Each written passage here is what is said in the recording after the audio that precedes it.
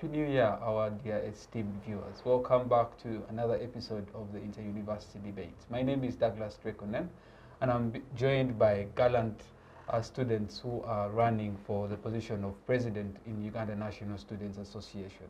Just before we get into the discussion, tonight we are talking about the role of UNSA as a student's advocate and audit at the eve of the 2025-2026 UNSA elections. Just before we get into the conversation and before I give a quick context, allow me just briefly introduce my panelists, and then they can also go ahead and reiterate on themselves, but also say hello to your dear esteemed viewers. So I'll begin from my extreme right, coming here to my immediate right, and then start the conversation.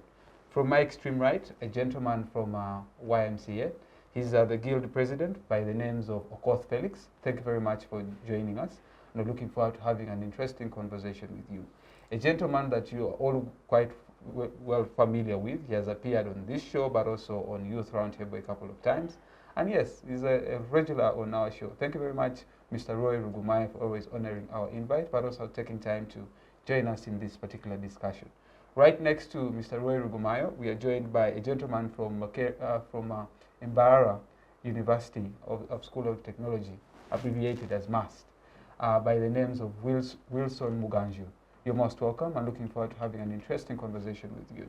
Last but not least, the guild speaker, Makerere University, Edgar, Stuart, Mugisha. Thank you very much for taking time to join us in this discussion. So in no particular order, I'll just quickly let all of you say hello, and can go ahead and reiterate on the positions that all of you hold, and then we get into the discussion. I'll begin from my right to my extreme right, and then we can get into the discussion. You're most welcome, Edgar. Thank you very much, moderator. I am Edgar Stuart Mugisha, by God's grace, the 90th Guild Speaker of Makerere University. It's an honor to be here. Well, when we were kids, we used to dream of being on TV. Now I'm living the dream. In a few days' time, the whole of the nation is going to gather in Seta High School to decide what's next for the students. And coincidentally, I have come to prove myself the best candidate for that choice, which is UNSA president. I look forward to this show. Thank you. Thank you. Looking forward to having that discussion with you and understanding the position that all of you hold, because I believe all of you are the best for this position, and the viewers will definitely tell us who they will decide. You're most welcome, Wilson. Thank you so much, moderator. My name is Wilson Mugazhu. I'm a student leader from Mbarara University of Science and Technology, serving as the Honorable Minister for Finance. It is a great opportunity, dear ladies and gentlemen, and all Ugandans committed to building a better education system and future leadership of the country.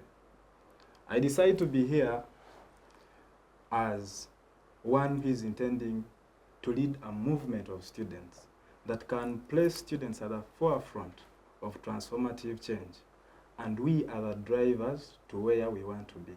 We really appreciate Uganda National Students Association, but my appeal, my prayer is, as we hold such discussions and debates, let them be good, let it be a good platform for the electorate to judge, for the electorate to choose who is best competent for such positions.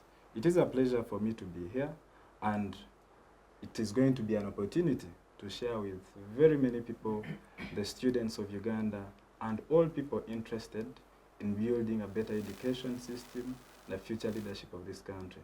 Thank you so much. My name is Wilson Mugazhu. Thank you. Looking forward to having that interesting conversation with you. Mr. Hapakazitu. Thank you so much, Comrade Drake, my comrades on this show, and all our viewers this afternoon. My name is Rugumayo, and I'm running for the presidency of the Uganda National Students Association, which is the students' movement of Uganda. And I really look forward to this intellectual discourse, where we shall have an opportunity to dissect our views regarding the direction the students' movement should be taking, but also to look where it has come, because it wasn't formed yesterday, or it's not going to end tomorrow. So the discussion is really about where we've come, where we are, and where we are going, or where we should actually be, right? So I'm glad to be here, and I look forward to a very fruitful discussion. Thank you. I'm definitely looking forward to an interesting conversation with you as well. Felix. Thank you so much, moderator, for having me this afternoon in this particular show. I am Okoth Felex, and by God's grace, I'm the serving guild president of YMCA Comprehensive Institute. And I think also YMCA is the first private chartered other degree awarding institute in Uganda. So it is a pleasure for me to be here with my other counterparts to dissect and dig deep into the students' movement that is underway, to take shape, and also to see that we get better leaders who are going to propel the students' movement into a brighter future. It's my honor to be here, and I'm looking forward for a fruitful discussion. Thank you. Thank you. Definitely looking forward to an interesting conversation with you as well. So let's just quickly understand. I want us to, I just want to give a quick context to Uganda National Students Association, what it is, when it was formed, and also let our viewers understand what exactly we are dealing with. So Uganda National, UNSA, as it is abbreviated, it is Uganda National Students Association, definitely a students' umbrella that brings together students in post-primary institutions in Uganda, both in private and government institutions. UNSA is a body that was formed on December of 16th, 1988, when student delegates gathered together in Makerere University. It started first as an NGO, but later on it was recognized it was institutionalized under the Education Act in 2008. And as we well know, UNSA has been having elections with yearly, and this year, of course, we're going to be having another election, which is going to outsee the government of His Excellency Okoth. That said, let me just start with you, Roy. I'm aware you have served in UNSA before, and you have a grip of, one, the context and background of this institution. So I'd just like you to, give us a deeper history, but also the most significant events that have informed the institution of UNSA. Thank you so much. UNSA indeed was formed in 1988 with three founding institutions. That was Makerere University, the Islamic University in Uganda, and King's College Budo. The idea was to bring together students for purposes of advocacy and pushing for student rights, student freedoms in Uganda and beyond. The aims and objectives are clearly articulated, but one of the visions is to be the best and most vibrant student association in the world. And by that, you'll find UNSA directly involved in student matters of Ugandan students, those in Uganda and those abroad. So the geographical context of UNSA's span of influence is not only limited to the borders of Uganda, but to also all students of Uganda studying abroad. That's why when you find students caught up in the conflict of Russia and Ukraine and they have to be repatriated, it is UNSA meant to be the voice of that action. Severally, the events that have shaped UNSA's existence, or the existence of the students' movement, span even beyond UNSA, because UNSA is birthed from the context of NUSU, the National Union of Students in Uganda, that had leaders like the Right Honorable Ruhakana Rugunda, the Honorable Mama Mbabazis, and the others. But mostly NUSU was disbanded after the fall of Milton Obote because of Dr. Apollo Milton Obote, because of its political inclination it was more of a youth wing of the UPC than an independent student's voice. We see UNSA's involvement mostly in the 1990s, 91, in the structural adjustment programs, where government is thinking to pull out of education and entirely leave it to the private sector without their involvement. What that would do is make education hugely private sector led and costly for the average Ugandan. So we see in the 1990s the likes of the faces of the student movement then, the likes of Norbert Mao, the likes of the Right Honorable Jacob Olanya coming up to fight against the structural adjustment programs, particularly pertaining education. Also, other student-led organizations that have been part of UNSA, because UNSA's activities are not only to be measured by actions of the leadership of UNSA at National Executive Committee level or District Executive Committee level, but also student guilds and UNSA executives at school, because all that is the infrastructure of UNSA.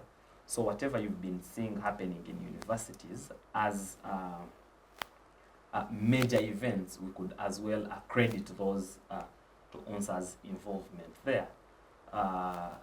Later we see various accords and changes within the education sector, the education financing movement that have been shaped hugely by the Uganda National Students Association. Now, regarding UNSA and its involvement in advocacy, it hasn't been so much an advocating body, even when it was formed to play that pivotal role.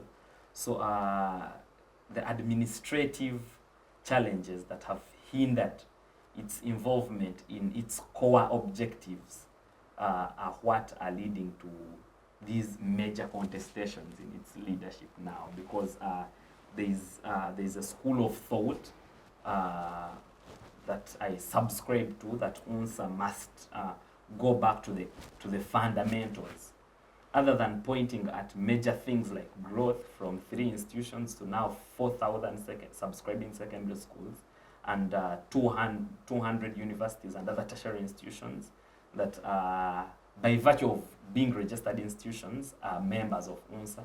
Well, few subscribe, like currently we have about 30 to 40 which have subscribed to participate out of the 200 plus. And so these are the things that have shaped UNSA's existence. Majorly, the role of shaping leadership, you'll find leaders like the Honorable Thomas Taebwa, the Right Honorable, the Honorable Lilian Abaz, the Honorable Government Chief Whip, have all been shaped by UNSA. So these can be accredited to the role of UNSA as a shaper of national leadership. All right. Thanks very much for that deep historical context, but also significant events that have geared us to have this particular conversation today. What I get from your discussion, the fundamental objective of UNSA was primarily advocacy. Something that I believe it's something that the institution has swayed away from over the years, but we shall interrogate that later on in the discussion. Let me just get to you, Edgar. Understanding the historical context of UNSA, but also significant events that have geared up the formation of UNSA, could you please give us an overview on the legal framework? What exactly establishes the institution of UNSA? But besides giving us that legal framework, you can also quickly hint on the organizational structure. Thank you very much. Well, to our viewers today, I would like to clarify. UNSA was put in place by an Act of Parliament around the early 2000s. It's called the Tertiary Institutions Act. So they say that there shall be an umbrella organization for all post-primary institutions, joining those students in secondary, or what you call high school, and then the tertiary institution students, and then the university students. So we structure them according to secondary, certificate awarding, diploma awarding, degree awarding, and onwards. Where we are now is that after that act was put in place, or we could say assented to by the president, the bill was assented to by the president, then we have the act, the UNSA constitution was drafted. Despite the fact that it has been violated over several midterm councils, it still holds something that has never been changed, which are the aims and objectives of the organization. The other acts are still lacking a bit because we have very many things that are ill-defined. Personally, my most intriguing and controversial point is Article 11, where they talk about the national stakeholders meeting in subsection 1.1, and they belittle it to a meeting between student coordinators, alumni, and the national secretariat. Yet those are not the only stakeholders. So when we look at the other aspects of the legal framework of UNSA, we have controversies around midterm council. Every year we usually have the general secretary and the speaker asking who should be the one to chair the midterm council, because the constitution says the speaker should be the chair of all meetings. So it should preside over all councils of UNSA. Then the general secretary is the one who is in charge of organizing activities of the inter-guild council. So I believe that will clarify. I think I may have made a mistake a few minutes back. Yes, I mentioned midterm council. So inter-guild council is an area of contention because the legal framework of UNSA is not clear. Now, when we look at the structures of UNSA, legally, let's talk about student coordinators. This is not a secret. We do not have a proper appointment committee, as my comrade had said some time back. And even in the appointment letter that is given to these coordinators, there is no citation of a law that gives the executive secretary power to award these people 300,000 shillings, and that is why they have never been paid.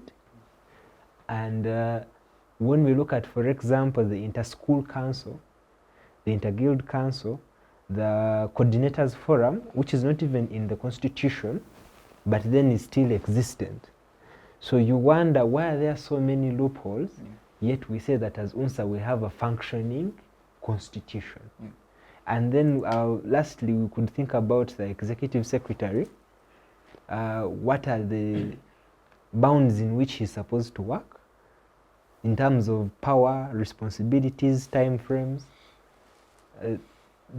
Legally, I have so many queries, but I believe that can be an eye-opener for the audience, and my colleagues here will reiterate or rebut. Thank you. Thank you. Giving us those lacunas in the existing legal framework in Uganda National Students Association.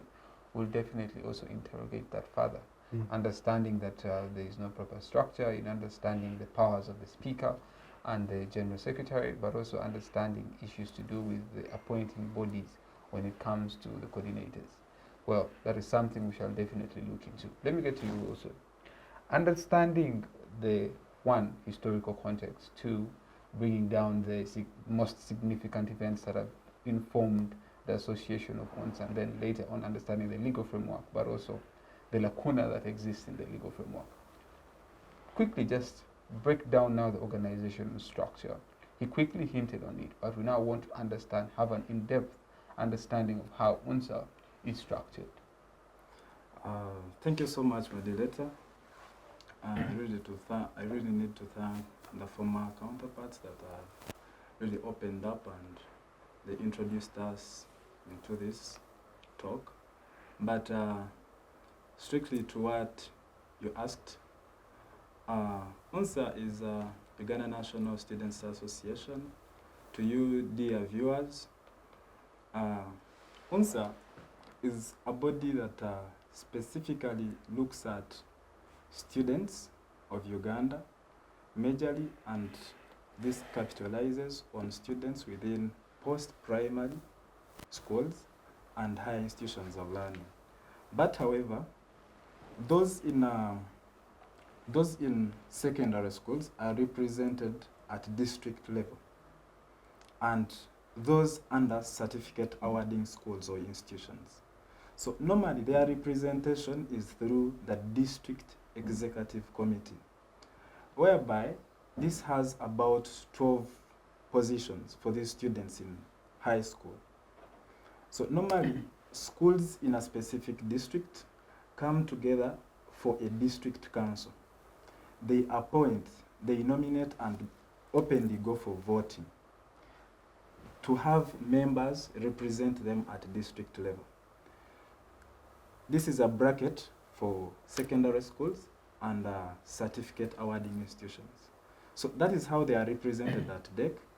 And amongst the 12 positions, there are 4 people. There are 4 slots or positions of chairperson, speaker, secretary for women affairs, and secretary for people with disabilities. These are the people that represent them at the National Students' Council. Now we have the DEC, we have them being members of the National Students' Council, and there are only 4 people. Then for higher institutions of learning, the bracket of diploma awarding institutions and degree awarding institutions, they are as well represented at UNSA through the National Students' Council. But however, there are only 4 positions as well: Guild President, Speaker, GRC Representative, and people with disabilities. So these come together and form the National Students' Council. But it is alarming that oftentimes over years and years, we have not had an opportunity whereby all these students can come together for a council, the National Students' Council. And I would think it would be a good stage for us to meet once a year or twice a year, discuss issues that are entirely building UNSA. Because the constitution, we have a constitution, but this constitution is oftentimes respected in terms of applying for given positions when we are contesting. Because UNSA is some association that has people with different interests. They will respect that institution, they will respect that constitution when they want to hit someone out of the race. So normally, that is when the constitution is given respect. But they are catching things that we need to clean out of that constitution. The appointment of these coordinators, the appointment of the ES, the executive secretary.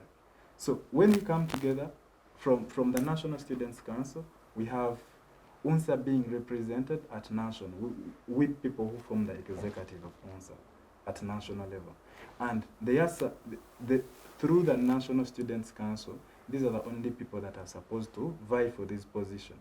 But however, there are many positions that are restricted depending on the qualification. What you're studying, are you a degree holder? Are you still in secondary? There are given positions you can vie for and those you cannot vie for. An example is maybe president. You cannot aspire for UNSA president when you're not pursuing a degree. So I highly said it, that it is respected in times when we are contesting, vying for these positions. But following up, because these coordinators are meant to be given allowances per month. But normally, we have not seen it happen. And it does not clearly stipulate how and what is the source of funding for this amount of money. So it hits our minds, and we need to give it time. Let it be, okay, 50,000, but state where can it be gotten, rather than having 300,000 that is not stated. And then the accounting, the accounting department and auditing. How do you make work plans? How do you approve for the money you have? How do you account for the money that is spent? These are things that are not proper. We appoint coordinators not out of competence. We appoint the executive secretary who does not have a work plan, who does not actually come to us and say in maybe a space of 5 years, UNSA shall be here. If we had that criteria, we would assess the competence and how these executive secretaries have pushed the association further. So I would think, from the national, we as well have the NEC, members of the NEC, National Executive Council. But those are through the national executive. You see, UNSA is structured from national to region, to district, then to sub-regions, rather from region, sub-region, schools, then class, where we have the class counselors from ground. But some of the schools do not actually know what is UNSA, what are the core values of UNSA, what are the aims of UNSA, but it is a running association, and these schools subscribe per year, year in, year out. But students are completely green about it. Even when we are having these district councils, there are those who will ask, what does president do? What does chairman do? What does speaker do? And why are we choosing them? Yeah. So they need this information. They have to understand. Yes, there are very many associations of students in the country. We cannot underscore them, like the Uganda Medical Students Association, Uganda Lawyers Association. But this is a father of all. This is a father, and this should be a main stage where we can advocate for all students in this country. But it has been restricted just because it has many people whose tables cannot be shaken, and these are the people that have interest. And they limit the efficiency and sufficiency of how we can stretch further to build capacities to different students, even those in villages deep down there. But we need people who are smart. UNSA is, the state of UNSA now is really bad. We need people who are actually pure and their intentions are pure to push and to advocate for what belongs to the students of the country. Thank you so much. Dear viewers, that's a sharing, but we are still on. Thank you. I totally understand. It looks like the state of UNSA is one that requires a lot of work and a lot of restructuring. What I really pick, understanding the structures. Personally, in my school days when I was in high school, I was an UNSA counselor in my class. Yes. When I was elected as a counselor in my class, I later on was elected in the executive of my school as the deputy speaker. Then I also understood that the structure goes to the district, where I studied from. Most institutions in the region didn't subscribe to UNSA. Most institutions that were part of UNSA were mainly government institutions. Private institutions had their reservations on, first of all, being part of UNSA, and it is something that is recognized by Act of Parliament, which obviously respects the Constitution. So there is a lot that needs to be done. The rationale of advocacy, to me, seems to be failing, and that is something that we need to understand, and that is something you guys are helping us dissect. But let me get to Felix. Having understood all that my brothers have discussed, we just want to create a thin line. We have UNSA, and we have other student bodies. For example, you mentioned the National Medical Students Association, we have the National Youth Council, we have, maybe right now we are getting Uganda Young Lawyer. Like, there are just numerous student bodies and associations that are there. What is distinct with UNSA? Okay, thank you, moderator. There is a saying that goes that if actually you fail to plan, you must be ready to do what? To fail. So I think also, just to add on what my colleagues have said, there is a lack of proper planning. The planning is very shallow and it is not continuous. It is not sustainable. Everybody that comes is actually looking at what they can reach out to themselves in a particular year. And anyone that comes after them should maybe start from zero, or should also pick from a point that they think is actually better for them and not even for the greater good of the students. When you talk about something concerning national, it means it is for the whole nation. It is not only for an individual or specific or specialized group of people. We are talking about National Students Association, which means that it even goes broad way than only students, because UNSA has stakeholders, and the stakeholders, the biggest stakeholders, yes, they are students, but there are other stakeholders that make up UNSA that we cannot work without them. So when you talk about other associations, like maybe the ones for the nurses or something like that, that one is for a specific group of people. It is only handling those pertinent issues concerning those specific group of people. But when you come to UNSA, it even advocates for that particular group. For example, I can give you you look at the musicians, they have the Uganda National Musician Association, something like that, and other groups there. But you see that this one overpowers the rest because it is concerned with everybody, not only a specific interest group of people. And that is UNSA, as we are talking today. Yes, we are looking at students, but also we don't have to underlook other stakeholders, because we cannot work without them. One of them is the government itself. We cannot work without it, because at the end of the day, the constitutions and the structures of everything, still we are deriving them from the what? We talked about parliament, and that is government. When you come still to UNSA, when you don't have proper structures, as we have already said, then you cannot achieve anything. Because let us even just take a look at this thing to maybe to an institutional level or even to a family level. If you have people who don't know the responsibilities that they have to take, and they don't know the mandate and the jurisdiction where their powers end, then you are going to end up clashing, or else everybody will say this is supposed to be done by so and so, this is supposed to be done by so and so, because in their appointment letters it is not well indicated and demarcated. So everybody will do what they think it is good for them, and at the end of the day you will have no authority to hold over them, because they will ask you if it is stipulated anyway. And I think these people are taking advantage of this. And to give you information, with the time, UNSA is going to become NUSU. Our counterpart here, Roy, talked about NUSU being disbanded because it was affiliated mostly to the UPC movement. And we are seeing that coming to UNSA. We are seeing it very soon coming to UNSA. Why? Because at the time where UNSA has reached, we are very vulnerable. And when you are vulnerable, you can be influenced by anyone. And you will do something according to their tune, because you don't have the bargaining power. When I have what you want, definitely by all means you will come to me.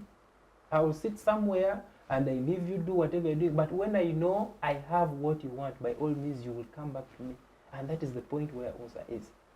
We can run, we can do what, but at the end of the day, we shall have to go back and bow down to get what we want, because we don't have the bargaining power.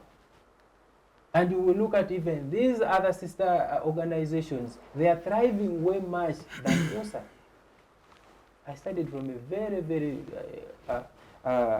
rural school down there in the village. But when you talk to those people about UNSA, no one knows. No one knows. And you're saying that this thing has to begin from the grassroots.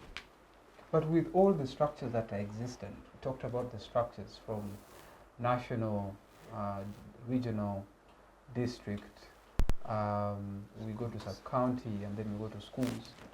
There is power in the structure. But what we've seen over the years is a decline. One, possibly others could argue that in the quality of leadership that has failed to uphold what Roy termed as the purpose of UNSA. The structures alone, the bargaining power that you're trying to bring in this conversation. Recently we saw the UNSA team endorsing the running of the current incumbent President Kaguta Museveni. That alone raised eyebrows of numerous stakeholders. A body as UNSA the bargaining power that you're trying to bring about, that people, because you're controlling over 1 million of students in this country.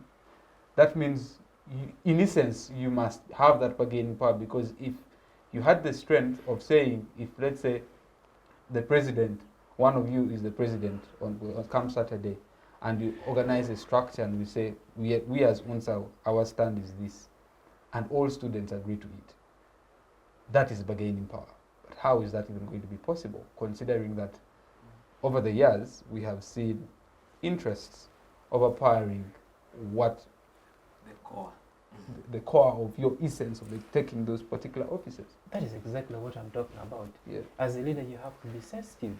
Yes, because you said over 1 million. UNSA has we have over 15 million students in Uganda. True. But UNSA, the one post-primary and institutions, they're about 8 million. Now, if you are not sensitive enough, do you think every institution in Uganda, or every head of institution in Uganda, yes, they may be under the serving government, but do you think they support it 100%? So if they don't support it, the next time they fail to subscribe, where are you going to get the money? So these are the things that you have to be sensitive. I said it goes beyond students. We have these stakeholders. We need to be very sensitive and know how we are going to deal with them so that we can have the bargaining power. Okay. And when you look at the structures that you're talking about, I said these structures are there in these guys. The few who know what to do, they don't want even to tell others what to do. I could add the one. All right, let's have you, because his hand was up, then we can have you. Yes, Wilson. Thank you so much, moderator. You raised a very brilliant concern from his presentation, which was specifically the bargaining power and the structures of UNSA, because I highlighted about the structure of UNSA. But specifically, I would draw my attention to the current state of UNSA. Even when we discuss and paint a clear picture, sugarcoat what, but reality is reality. I will make a statement, whether used against me or not, but UNSA are beggars. We have created that atmosphere and that name that we are very good beggars.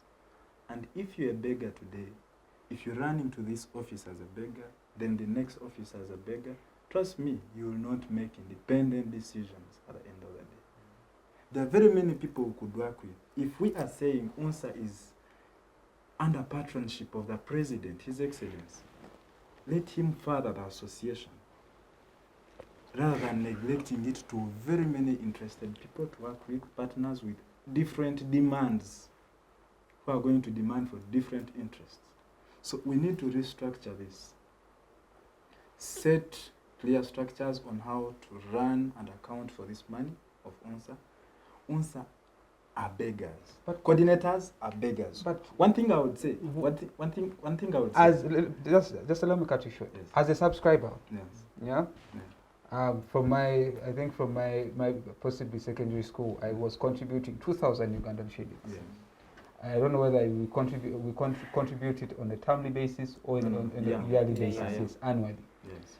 In my school alone, we are over 3,000 students, and 3,000 heads contributing 2,000 Ugandan shillings.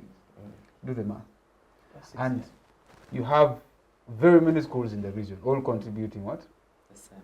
And this is a mandate according to the law that schools must subscribe. All the monies that go to UNSA, what happens to it? So, that's because at the end of the day, we are, as you guys are rightly putting it, we are a begging institution, right? And yet we are a body supposed to advocate and stand for students. We have seen recently when the students' loan scheme being suspended because the government didn't have money. Did UNSA have any say on that? No. We are seeing the recent report showing primary school children dropping out because of high costs of education. Did UNSA make a statement on that? And yet the primary purpose is what? Advocacy. Where do we see UNSA in all this? So that maybe as quickly as a wrap up, let me get Roy and I'll come to Edgar. Yes. Just like you said, those totals seem to be so big. Yeah. When you talk about the 2,000 shillings, but at the end of the day, UNSA collects 1.5 billion something. But this is money that is planned for by the entire country. And at the end of the day, even when they give out accountabilities, the totals they attach to given expenses and activities organized, no one can agree with those totals. Whereby you say we bought shirts and each shirt was 50,000. That's laughable, yeah. So the reality, and no one can criticize the accountabilities. So really, we need to understand, these coordinators have also become beggars. You are a student, you are vying for these positions. Yes, they are not being paid at all the year. Maybe their salary, maybe if they are looking for something through UNSA, is to still look onto that subscription. Okay. Just because we do not set clear lines. And when you vie for these positions, you have to meet these coordinators, win their hearts, give them some penny so that they can own you, they can be entitled of you. You are still, and you're going to serve. Yeah. And you have actually used a lot of money in the process. Yeah. So it creates people who are not pure. Even when you're pushing as one who is running for something very big, you get? But this should be an association that is specifically bringing all leaders who are capable to advocate for students, regardless of their backgrounds, Yeah. who are set, who have a clean mindset, who see UNSA in the next 20 years being the best and the most vibrant association in the country, Right. or in the world. Let me just hold you there. Thank you. Let me just bring in Roy and then I come to Edgar. What you talked about, Wilson, the ideal UNSA and the reality of UNSA. We oftentimes criticize our national leaders on monetizing politics. And from what you've said, you also have to incentivize these coordinators to win their hearts before even you go to the voters. We are the same young people who go ahead and criticize our leaders for commercializing politics. Yes.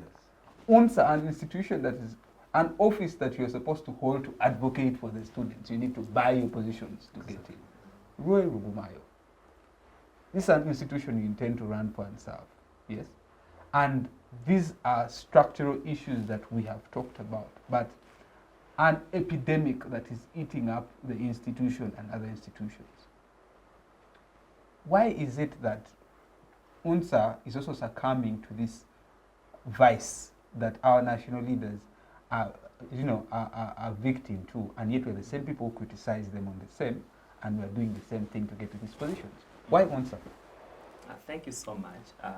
What we ought to discuss is that UNSA is a product of a certain context. It's not like it somehow was imported from Mars and is run on the ideals of the planet from which it was imported. Yeah.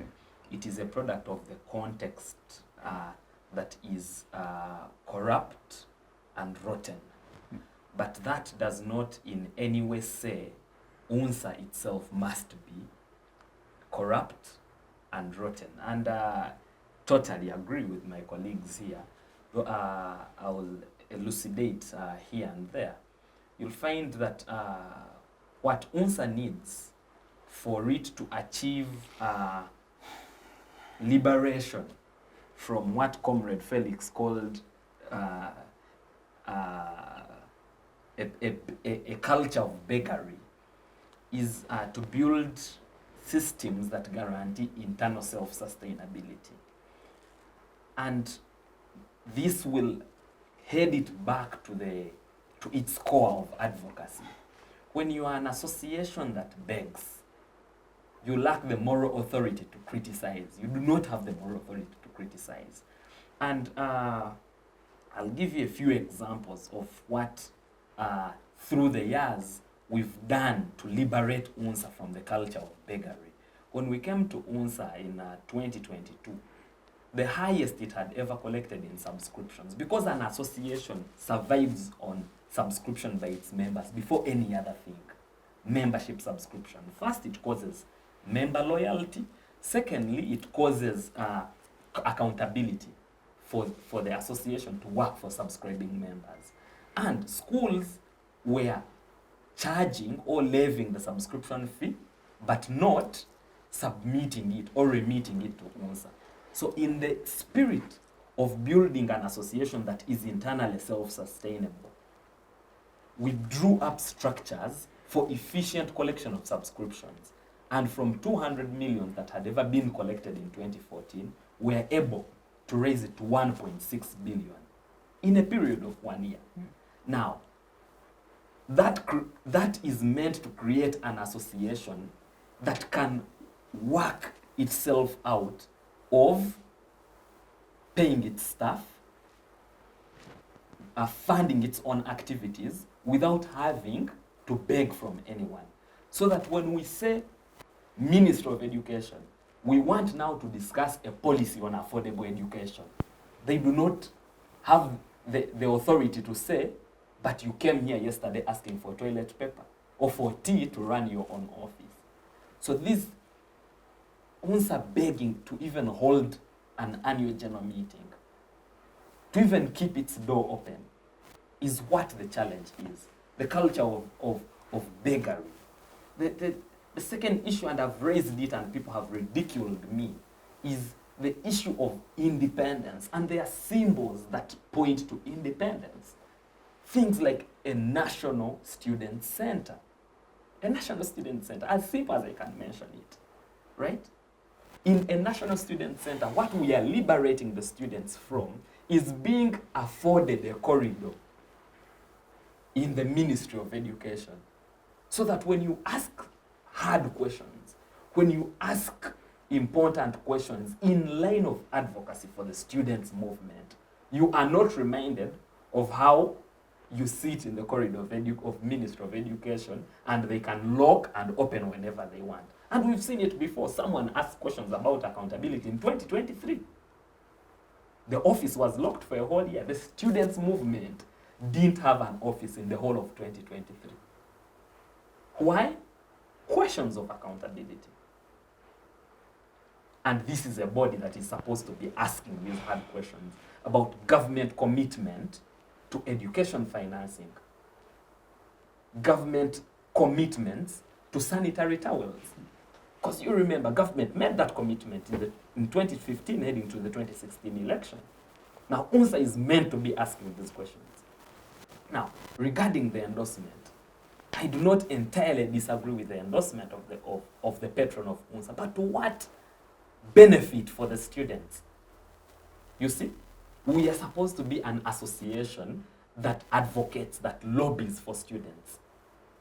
If UNSA had done a nationwide consultation with its membership, right, and then made a student's manifesto and said for any candidate who wants our endorsement, we have a membership of these million students. The Electoral Commission has said we have 6 million potential new voters who have made 18 years from 2021 to 2026, right? And these are people in S5, S6. These are people who are in VAC. These are year one students, right? These are members within the jurisdiction of UNSA. And we negotiate with those numbers and say for anyone who wants our endorsement, these are our demands. We want a comprehensive school feeding program. We want a universal university education policy. Because we wouldn't even be the first country to have free education at university, right? We want affordable education policies, a fees cap on what schools can charge. These are our demands. And for any candidate who wants our endorsement, what are your answers to this extent? Okay. And then we give the endorsement based on those demands, right? And not just we have endorsed this candidate without consulting anyone. Then it becomes, you run the association as though it was a Kampala headquartered association. And yet it is a national student association. And regarding the internal structuring of UNSA, the constitution is very robust and comprehensive in the structuring of UNSA. You'll find platforms within UNSA that are semi-autonomous, that are meant to create a robust association, like the Inter-Guild Council. The Inter-Guild Council is not a meeting of guild leaders. It is a council. And the constitution also states that that council of members of universities who are in the National Students' Council discusses and tackles challenges that universities and tertiary institutions have, right? Yeah. And they also agree on the expanse of their operations. That's how big it is. And the chairperson of that Inter-Guild Council is a member of the National Planning and Finance Committee. So you see, it's a council. Council as of council, not meeting. The same applies to the inter-school council. The Constitution also says the district executive committees shall agree on which departments to have at the district. So you'll find a district like Karamoja, like Moroto in Karamoja, a district like Volambuli in Bugisu. They have different challenges.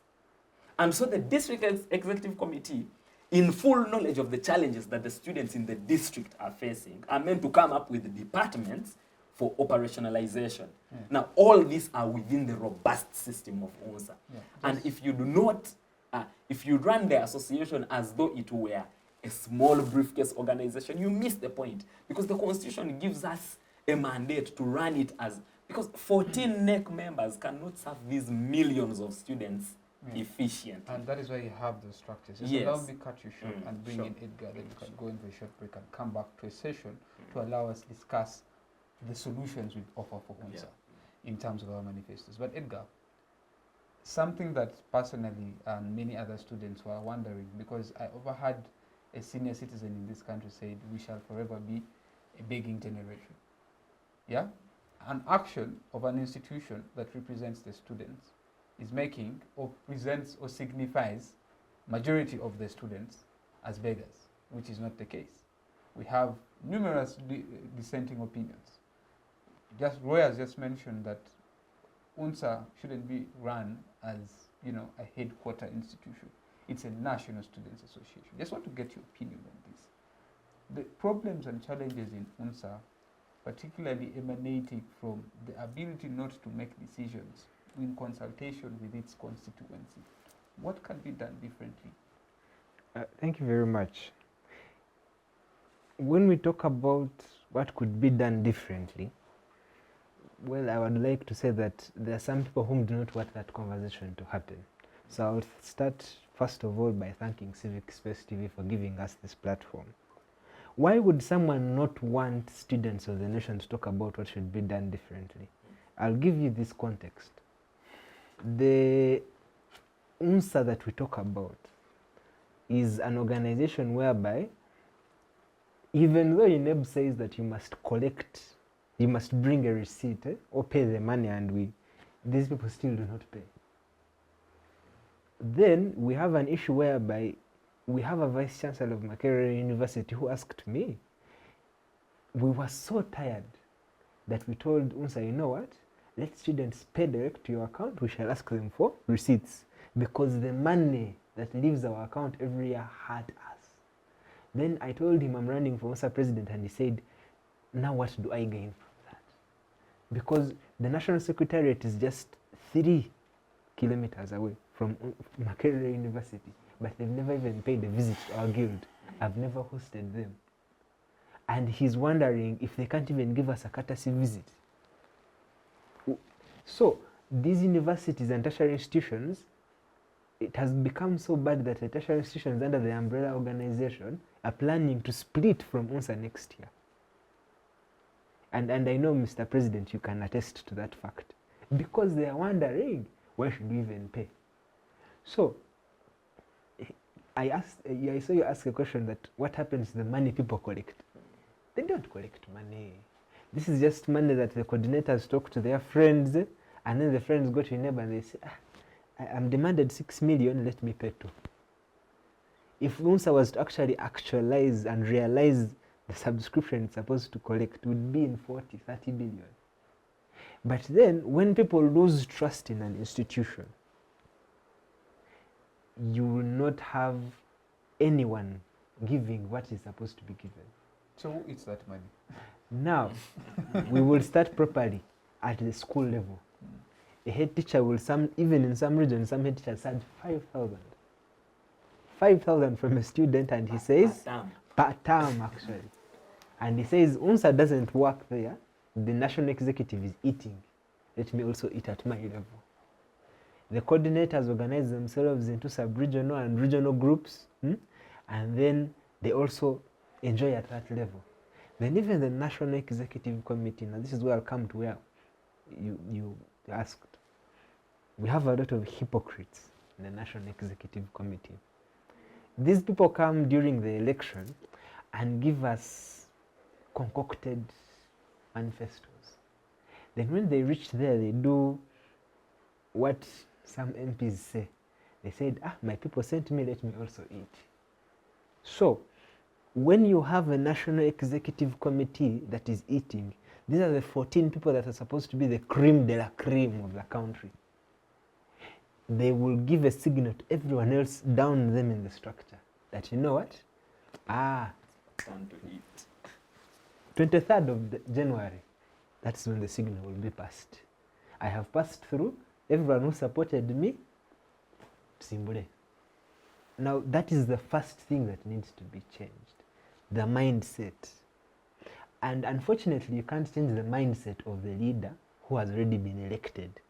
We need to first have a change in the mindset of the viewers.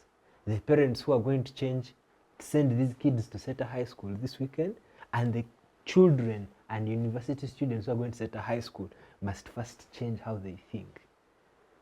You should not look at someone being a hypocrite in your face and then you allow them to give you a 10,000 and you.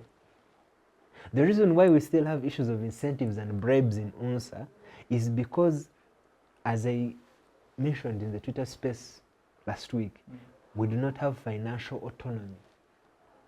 He has hinted on it, and I will greatly emphasize it.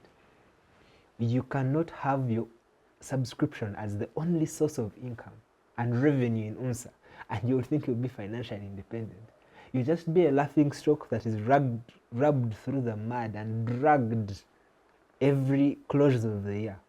And I would like to mention this. UNSA has become a handover association. Now, the good thing, this is a very nice platform. I want to make this clear. People will be elected into power expecting that in November, UNEB will deposit not less than 1 billion on the UNSA account. And from January 23rd this year, someone is expecting that all I have to do is be patient till when I can take my share, which is 200 million as president. And then in 2026, I can run for something. Why? UNSA is a handover organization.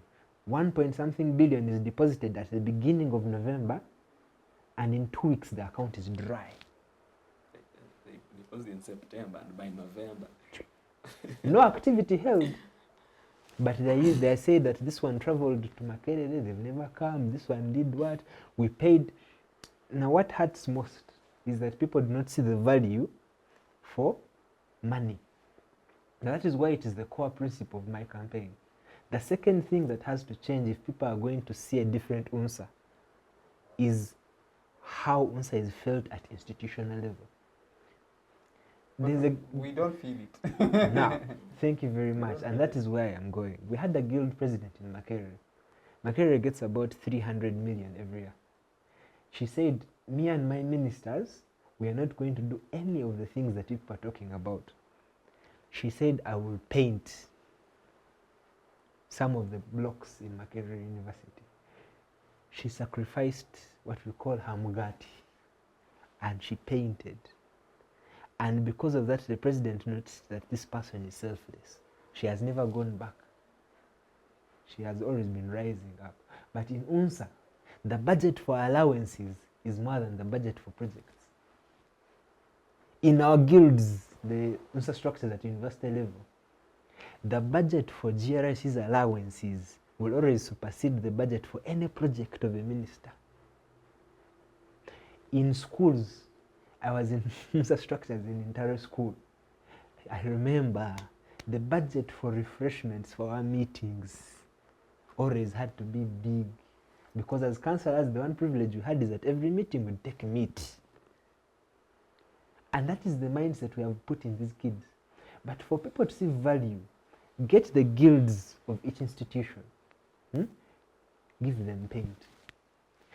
Let UNSA repaint the guild offices for even if they're just 100 universities, and see if you not collect subscription from tertiary institutions and universities. Let UNSA sit down and say, you know what? We are going to give signposts. I went to secondary schools in northern Uganda and even in western Uganda where I come from. My own school doesn't even have a signpost of UNSA. Yet we are the biggest subscriber in Mbarara. Give that school a signpost. Let the headmaster see UNSA the moment he enters the university, the school. People were saying that there's no UNSA in some of these institutions. Get 20 copies of the UNSA constitution, which is actually in the constitution itself. The constitution says every student in the county is entitled to a copy of the constitution. But just like in Uganda, even in UNSA, our constitution is not respected. You one day give people those copies. You will find that the school which didn't have UNSA, because it has a copy of the constitution, 1 year, 2 years down the road, even a few months from then, will set up UNSA. And lastly, there's something that always hurts. And I will close with this. A presidential aspirant last year went to Busoga sub-region. And he said, I am going to pay money for the persons with disability students present here. There were 4. So the students were very happy. Busoga sub-region went and they did everything they could. The person won. They even almost betrayed one of their own. Now, after the person won, he never picked their calls. He just felt sorry for one child whom really worked a lot and sent 300,000. And well, their regime is ending next week. When I went to Busoga, I found people crying. And in UNSA right now, people are scared. And the deepest scar is the scar that comes due to tuition. And that is why I'm proposing that we separate money that is meant to educate students of the nation from money that is meant for people to eat. Have a Uganda National Students Trust Fund. Even if you get 2 students per sub-region, those are 36, you have 18 sub-regions, just pay the enable fees. If you're broke, that's 250,000 per student. You will never hear a head teacher in an ASHU meeting saying, I don't want to subscribe, because they have seen the value for the money. Mindset and value for money. Those are the 2 things that must change. Thank you very much. Thank you. We shall come back into the second half of the show and we go into deeper what solutions you offer for the institution of UNSA. I'll start with you in the second half of the show, Felix. Just allow me to go for a short break and then we come back into what the solutions you offer for the institution of UNSA. Just as our dear viewers, thank you for staying with us up to this point. Let's just quickly go for a short break. See you in a bit. Thank you. Digital rights are those human rights and legal rights that allow individuals to access, use, create and publish digital media or to access and use computers, other electronic devices and telecommunication networks. Digital rights include a right to freedom of expression, information and communication through technology, a right to privacy and data protection, a right to credit for personal works, a right to universal and equal digital access, a right to identity, a right to anonymity, a right to be forgotten, and a right for protection of minors, among others. The state's digital rights are frequently violated through various unfair actions, for example, blockage of websites and social networks, theft of credentials, unauthorized use of people's data for personal gain, privacy intrusion, online censorship, arrests and intimidation of online users, internet blockages, and the proliferation of laws and regulations that undermine the potential of technology to drive social, economic, and political development worldwide. It is hence every citizen's responsibility to respect rights of other digital users and to speak out or report to the responsible parties when one's rights are violated. Hello there, our dear esteemed viewers. Welcome back from that break. My name is Douglas Onen, and we are discussing the role of UNSA as a student's advocate. An audit at the eve of the 2025-2026 UNSA elections. Just before we went into the break, we interrogated one the context and background of the Uganda National Students Association, dissecting it further to understanding the current challenges that the institution faces in regards to its legal lacuna, besides the legal issues that are there in the challenges relating to issues to do with lack of accountability, among others. But right now, as we enter into this half of the show, the candidates that we have, the 4 candidates that we have with us present in studio today, are going to discuss with us the solutions they offer in terms of their manifesto to the students of this country. I'll just start with my brother, Felix. The challenges we have had regarding, one, the structural challenges that UNSA experiences.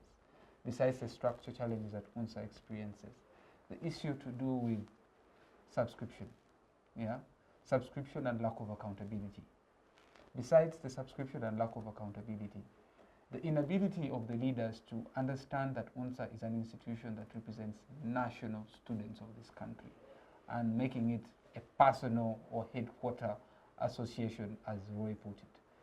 What solutions do you offer for the students of this country come 19th to 22nd of January 2025, 2026, etc.? Thank you so much, moderator. By the time we wait for the break, yes, I was supposed to make make my submission of some of the issues that you can do so, and then you get into your... Yeah. The first thing that I would do, first of all, want to start with is Comrade Roy say that they helped us in the 32nd UNSA to really try to raise on the amount of money that was for subscription. No, we didn't help. We did what we streamlined the payment of subscription. Okay. It's not assistance or doing you a favor. Okay. No. You did. It was our job. Yeah, you performed that responsibility. Yeah, sure. Yeah. No, so after doing that, to me, I think this money has not helped. Okay, because earlier on I talked about planning. We were not ready for this money. The institution was not ready for this much money because they were not used to it. And I'm sure even the leaders themselves, according to the mindset that they came with, was the little subscription that was there. So by the time you did the job very well and you performed it, to see that the subscription was raised to that much, but the organization at its level wasn't ready for this money. And I can assure you that since 2022, 2023, up to date, we have not seen this money work anything. And you will all agree with me that instead the money fell into the hands of angry people who were not used to the much money, and they ended up swindling it. Because if you come up with a budget, you come up with a program, that's where they got the ideas of coming up with the different projects and programs. Why? To give accountability. They take in the money, they channel it to these programs, and they end up hiking up the numbers. So something costing 50,000, they put it at 150 and more for them to justify the accountability. And this is exactly what I was talking about. The mere fact that the subscription amount was raised, we were supposed to go back on the drawing board to say that we were receiving this less. This is the time now that we have received this much. Let us try to prioritize. Okay? Let us try to prioritize, because for you to understand that people have trusted you and have subscribed that much, that means that at that time, that was the time that people actually trusted UNSA so much. So it was the responsibility of the government then to say that they try to build the trust that people had given to UNSA and give it back to the people, but not just doing up projects that they are not prioritizing on the wills of the students. At the end of the day, they ended up breaking that trust.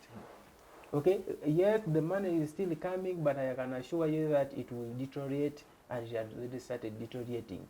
So I think this is the time that we have to go back to the drawing board. Yes, we have this money, and try to even to raise it the more. How can we do that? Is to see that we build back the trust with the people who are giving us this money.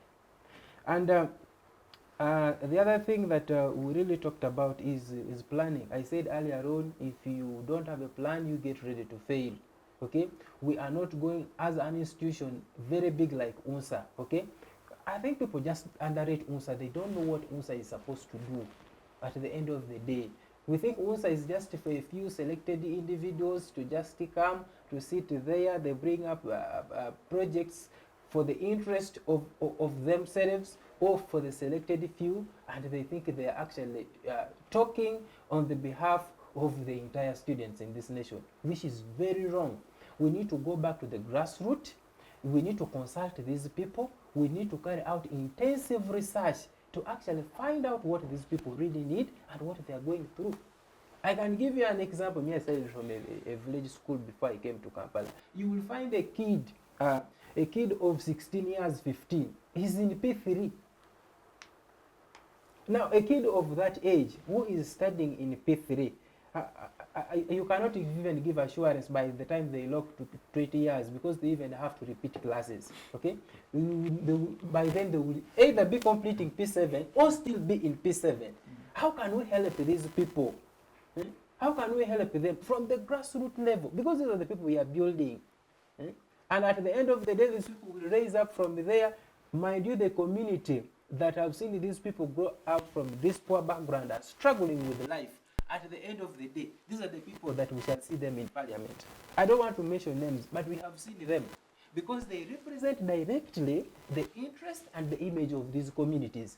So they will bring them, and they will be the ones bringing bad policies that is going to affect the progress of this nation. So Felix, your slogan is driven, serve, inspired to lead. Yes. So what solutions do you offer? Now, some of the solutions that I offer, I will first of all, I'm going to begin with the structures. You see, structure is very important. Okay, I believe all of you here, the producer and you yourself, the moderator, you have an appointment letter that is that was given to you to attain this job that you are doing. Okay, you know what you are supposed to do, you know your limits, you know your powers and the jurisdiction, and everyone in this institution knows, so that I know when Mr. Drake, you have not done this, we know the person to be held accountable, which is not the case in UNSA. Everybody is doing what they think is right, and sometimes they do it out of context. Those who know what to do, actually even these guys to do the wrong that they know it is the wrong, because other people are doing what? Are doing the same. So I am aiming to set out what we call the structures from the grassroots level, so that when something is not done right, I know the person to be held accountable at every point. So, and we can set out and say, this is your power, this is what you're supposed to do. If you don't do it to this much, then we know what we are going to, the steps that we are going to take after that. And I think this is going to help from the grassroots level, even up to the executive secretary himself. So that we know that this is what you're supposed to do, and if you don't do it, this is the person that we should be held accountable. And another thing that I really focus to do after setting up what we call the structures to be holding people accountable, we need to build what we call independence. Right now, I can tell you that UNSA is not doing things in its level of independence. We don't have that autonomy. Everything we are doing, we even end up collaborating with organizations that don't serve the interest of the student, totally different goals and objectives. So these people end up influencing us to even get into things that we actually not supposed to engage into. So I think we need to build up the independence, and we can do this by trying to raise what we call the bargaining power. We need to sit down after setting up the structures. We need to sit down with these relevant people, and we carry out research so that people bring their respective, especially challenges. Okay, because as a leader, you don't have to run away from challenges. We need to carry out research, and we bring out the challenge because people are crying so much. This is what we are supposed to bring on board. Then we dissect to see that every region is having this biggest challenge. Every sub-region is having this biggest challenge. We put it on board, and then we engage stakeholders who serve the interest that is aligning with the objectives of UNSA. Not people that who are going to come because they are going to give us much money, but they are going to exploit us and end up deviating from the primary function of the students. So I think this is something that is very important that everybody has to everybody has to embrace at the end of the day. Because as earlier on I talked about this thing, we need stakeholders, but we have to be mindful with the stakeholders that we actually bring on board to work with us. Because at the end of the day, we may end up getting exploited by these people who have totally different interests, and they will end up helping us in making mistakes and remaining at this somber state that they want us to be, actually. Because every time when we go to beg, that is when they feel happy with us, because they know if we have the bigger bargaining power, we are going actually to become a problem, okay? Because when you have the bargaining power as UNSA, you are going to influence a lot of policies at the end of the day, and it is one of even the primary functions of UNSA, because we are there to influence policies. If the government has come up with something, we also have to dig deep, carry out research, and come up with something or some alternative that we think is best actually for the students, so that those people, when they are taking up their decisions, they also have an alternative from UNSA that this is what the students are saying. And I gave that example on the issue of the new curriculum. That issue of the new curriculum came in, but I can assure you that I am not sure if the real stakeholders were actually consulted about that. Because at the end of the day, you will see that even according to the performance that is underway to be released, and I think PLE was released, if I'm not mistaken. Yes, but the statistics is showing that these people actually performed poorly, because we were not ready for this. We needed capacity building to the teachers themselves who are helping these students at the end of the day. So I think we need to come back on the drawing board. Yes, these people are influencing us, but if we go back on the drawing board, and I believe this is the time, because this is a time of interest of very many people that are looking at UNSA, because I'm telling you, UNSA can influence these elections that is underway in 2026. So whatever we want, we can go back on the drawing board, then we insinuate, we tell these people, unless this and this is done for us, then we are not going to do this and this and this. Not just coming up with the secondary data, and we speak on the behalf of the entire students in the nation, and we think we are doing a service to them, but instead I think it is a disservice. Thank you. Yeah. It's a two-pronged approach that you take, one that focuses on structure change, and the other that looks at the independence of the institution of UNSA. You break down independence. One, we're focusing on the cornerstone of research to see to it that we have a strong body that influences policy. Through that, we shall be in position to attain independence of UNSA. Very, very good, and thanks for that. Let me come to you, Wilson. You write under the theme of equal potential for all. Why that theme, and what solutions do you offer for UNSA? Thank you so much, moderator. The slogan that has been running, that has kept me going throughout the campaign, is build equal potential for all. I look at students in many angles, from different sorts of backgrounds, capabilities, potentials, with family and individual competence. But UNSA is supposed to be a body that nurtures all this and is a father for all these students. So I would think everyone should be equally considered. Everyone should be equally empowered at the end of the day. This should be results of UNSA should actually apply to all students of the country, the fruits of UNSA. So from the first round we had, we all agree, we came to the fact that the statement I made was genuine and was right, that UNSA is still a begging body. We are beggars. But as of now, I want to instill confidence in us that it is us. The fact that we do not have to keep lamenting. We have to appreciate that it is still in existence right now. People have moved it the way it is, whether fishy, whether good, but it is still there. So the clear plans to move, to have it move forward, what do we bring on table? I come to realize that we have to reposition and give another image of UNSA, right from the grassroots.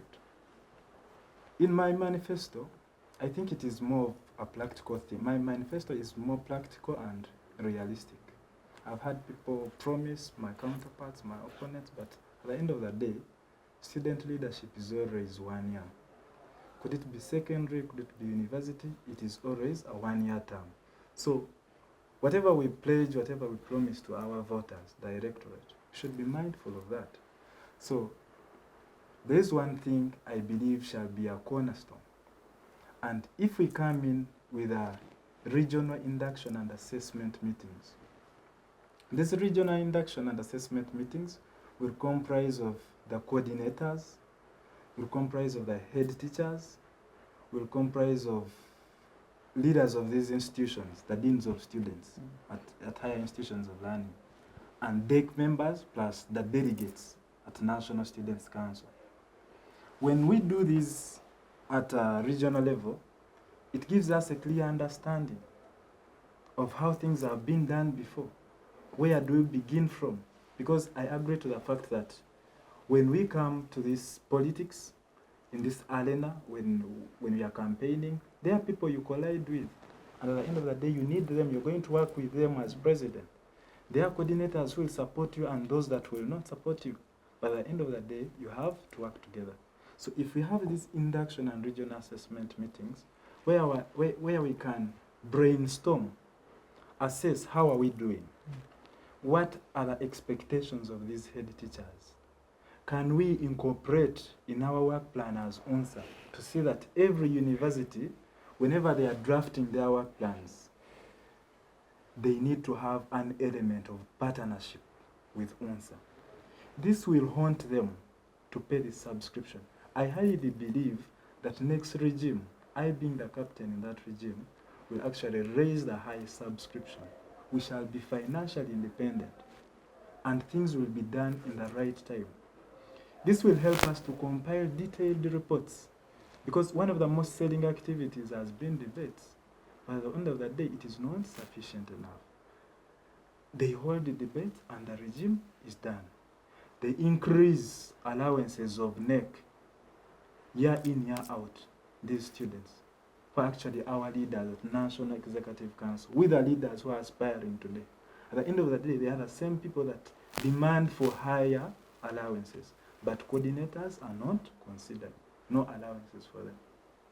So if we come up with these regional induction and assessment meetings, we instill confidence in these head teachers. Let them be authentic. Let them be honest when subscribing. Let them not connive with coordinators and say, I have 500 students, but just like the scenario I created. I have 500 students, but please let me subscribe an amount that can make 100 students. If we pair our work plans with the head teachers to see that UNSA within a given sub-region is going to organize a given activity, rather than coming up with a wholesome decision that we are going to have national debates across the country. Okay. I believe all regions are different levels of development. There are regions that, because UNSA is entitled for students' projects. But let me ask you, yes, on the issue of debates, you realize that if we are to, maybe they have the regional competitions. yes, And they do, yes, they start with districts, then they come to regional, then they come to national. So you raise an argument that the students are on different intellectual capacities. The essence of these debates and having these national competitions is to, first of all, expose the students, provide for them mentorship, but also show to them that they can do better. exactly. That's the essence of competition and debates. So why would it be then helpful to just focus the debates on those levels because you think we are on different intellectual capacities? No. This is my stand. Yeah. I want you to get me right. Yeah. I'm not underscoring debates. And I can make a statement, they are really good, and they should be maintained. But however, UNSA should not only be branded in a picture that we are holding debates and the regime is done, we hand over. You get? That's the point I was making. So we need to rationalize it, to see that every student can participate, and why are they participating? And at the end of the day, those that better. How is that going to happen? You talked about practicality, Yes, feasibility. yes. How are you going to rationalize the debate? Yes, thank you so much. So previously, it has been carried out in a manner that these schools are given invitation letters, and these that participate at district level even subscribe a different amount that is not attached to subscription. Every school that participates contributes 200,000 at district level. But at the end of the day, these schools, the students themselves, they have not found a reason. Because I would think UNSA is a big stage. Maybe at the end of the day, if we structure and say, for students who make it to national, this shall be awarded, this shall be recognized. And maybe if we are saying, as they apply for universities, because in one of my things as we talk about policies, I have an element of the bonus points scheme. We have seen this apply to sportsmen. But if we come up and bargain with the Ministry of Education and Sports, because these are leaders, they are participating at school level, they are participating at district level, they are participating at National Students' Council. They do not attend class 100% like other students. So for these that come up with extraordinary capabilities, let these people be supported. Let the National Students' Council recommend some students for the bonus point scheme. Because it's there. It is us to open up, bring the Ministry of Education and Sports on table. These students, at the end of the day, if they know we are participating, I have to compose myself well, I need to be better, I need to, at the end of the day, if I make it, this is what I get. Because way back, that is how we are empowered.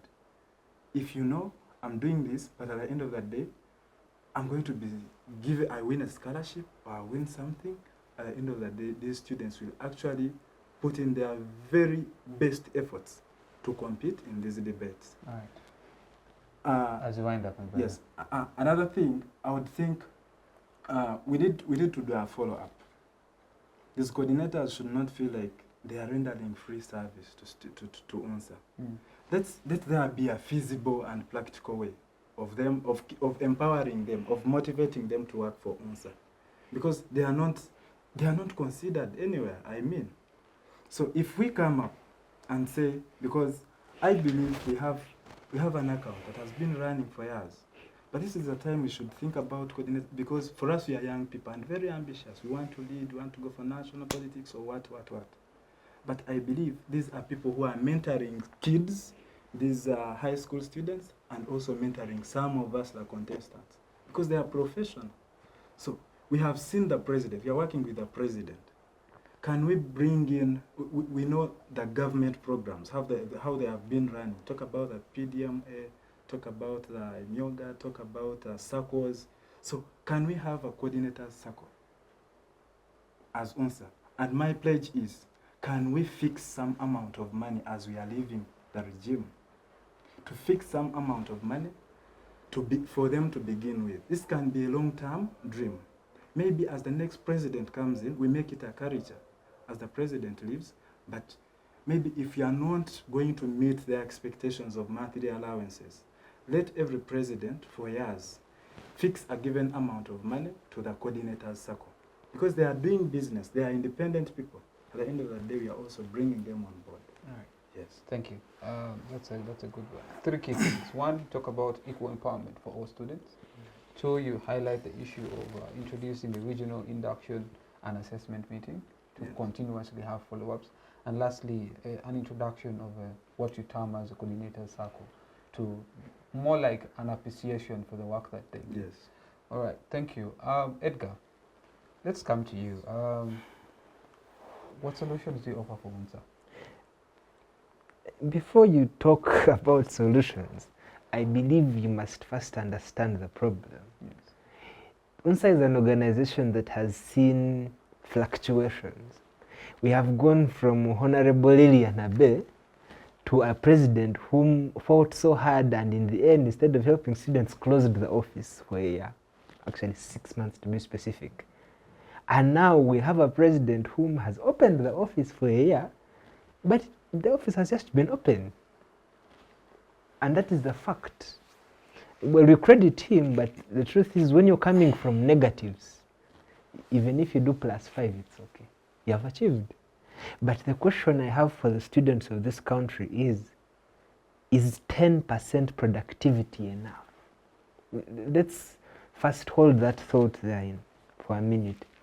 Are you okay with your father having 10 kids and only paying school fees for one?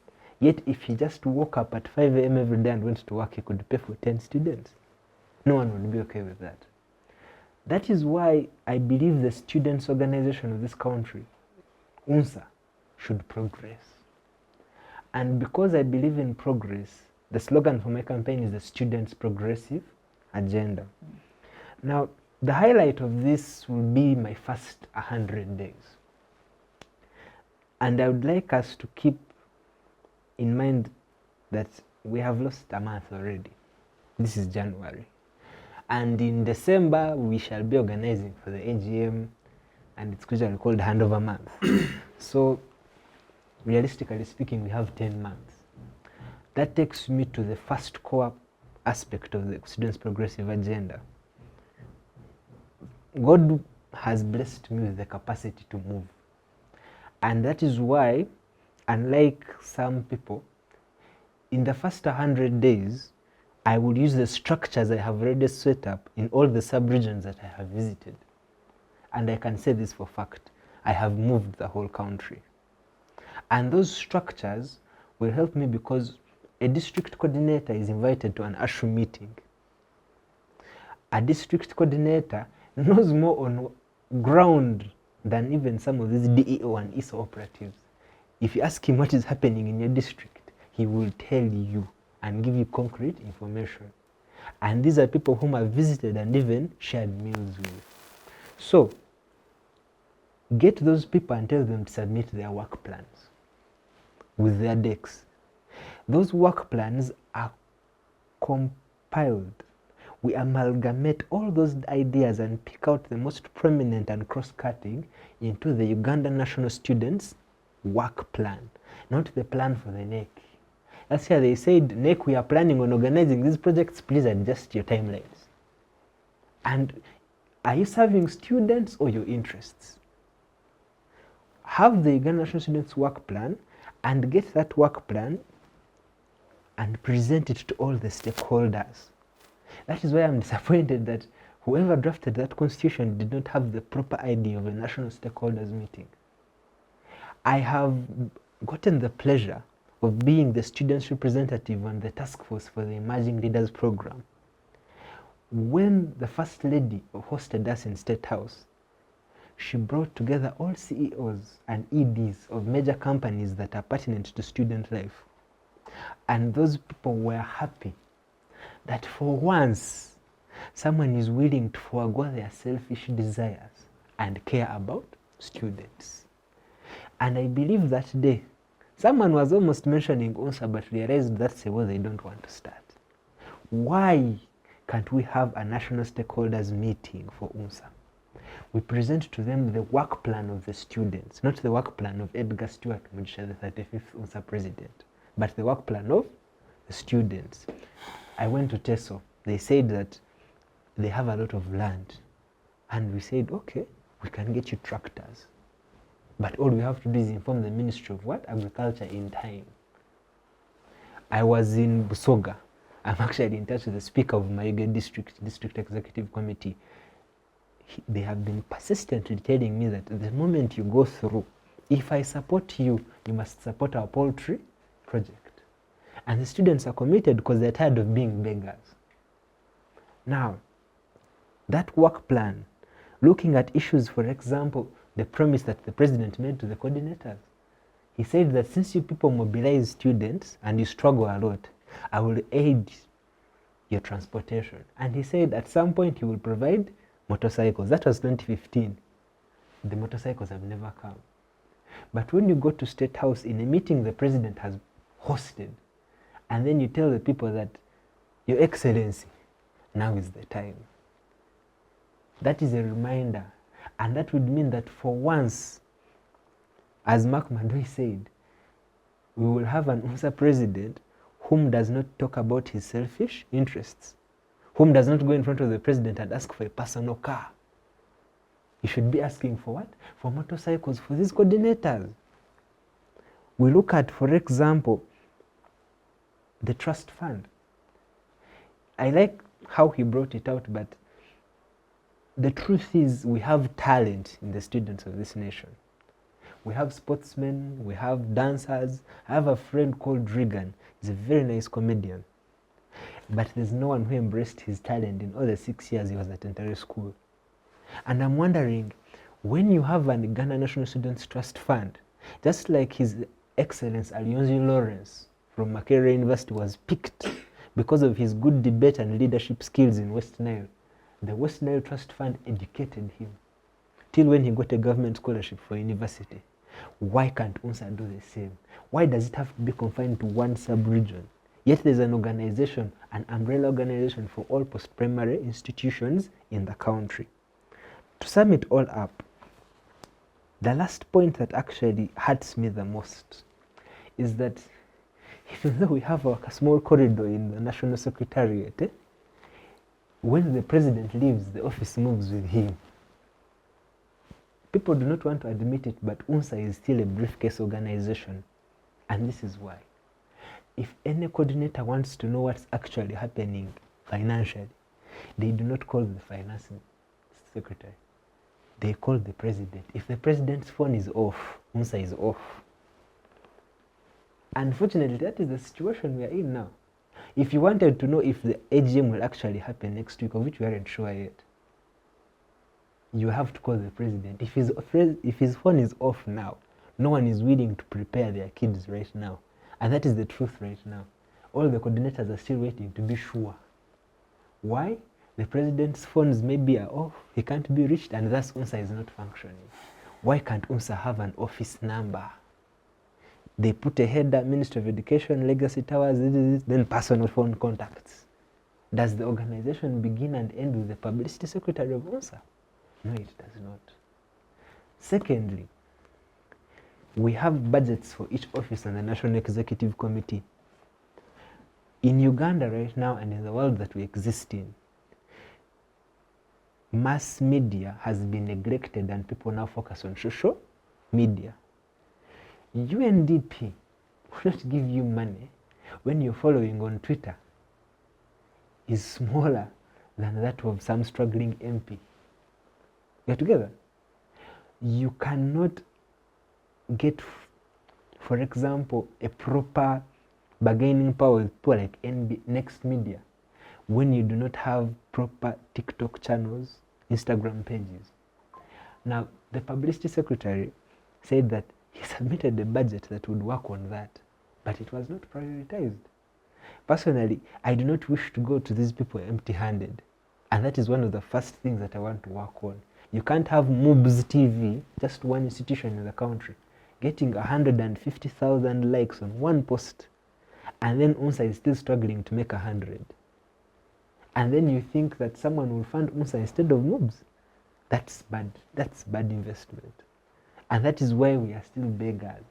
We even don't have internal capacity to lobby. So, that, in brief, is what I wish to do in my first 100 days. And to be exact, the Uganda National Students Trust Fund shall even transcend my reign. And that is something that I wish to leave behind to Ugandans, as an example that even if the Ministry of Education and everyone else is corrupt, we can set up our own things and disregard their greed. Okay. Thank you. Your agenda rides on a 5-pronged approach, one that looks at establishing a Uganda National Students Work Plan that comes from the persons involved, that later on will lead to the national stakeholders meeting to inform and help implement the National Students Work Plan. You also intend to ignite the transportation for the coordinators to ease their movements.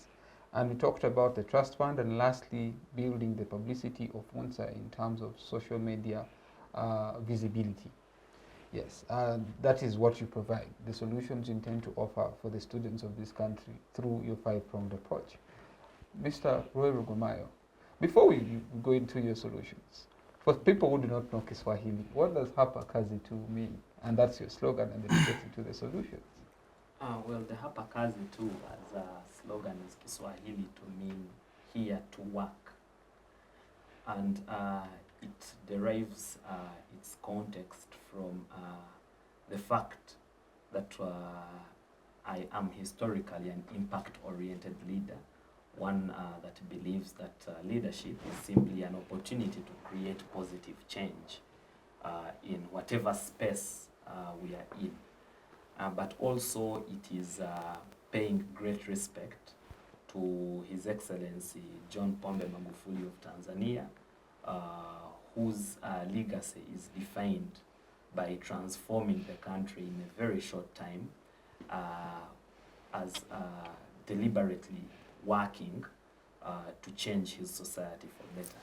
So it was his slogan in the first campaign run, and I've used it severally to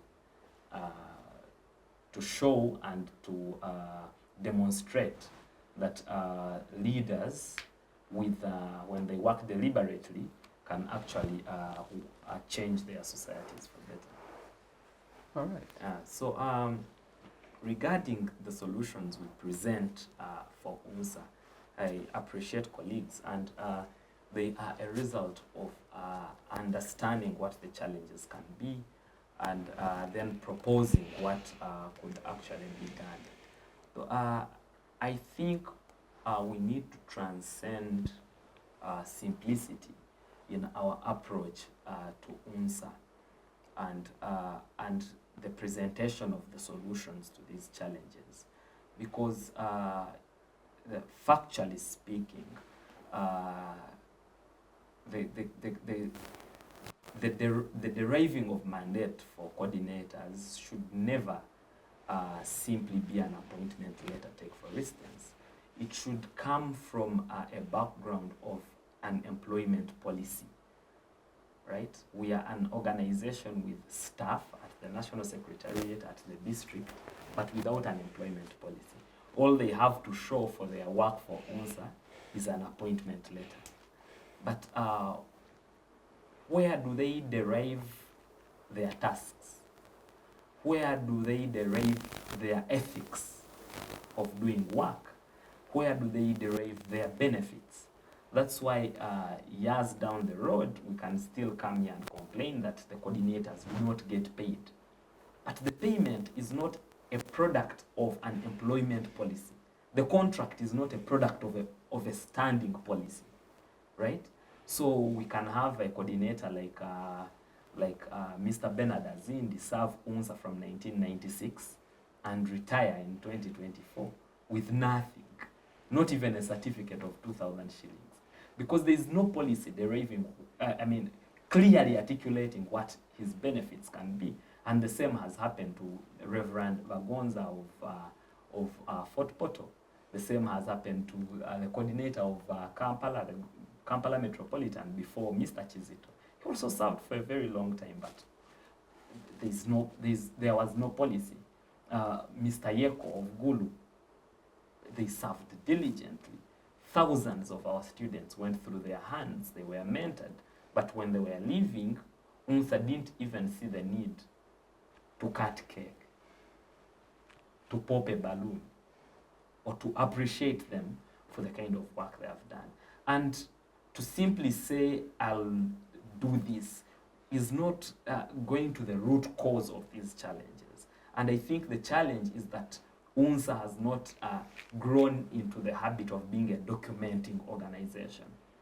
You'll ask for reports of last year or even the other year, and you will not find them.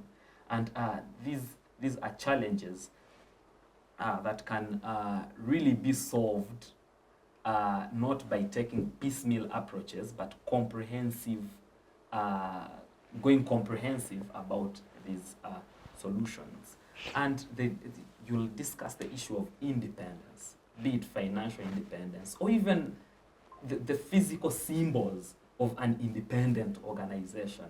And I've spoken about a National Students' Council, rather a National Student Center, where we can have a secretariat for Ugandan students, where we can have a leadership academy for Ugandan students, where you can have a model school. As these are some of the sources of financing for UNSA.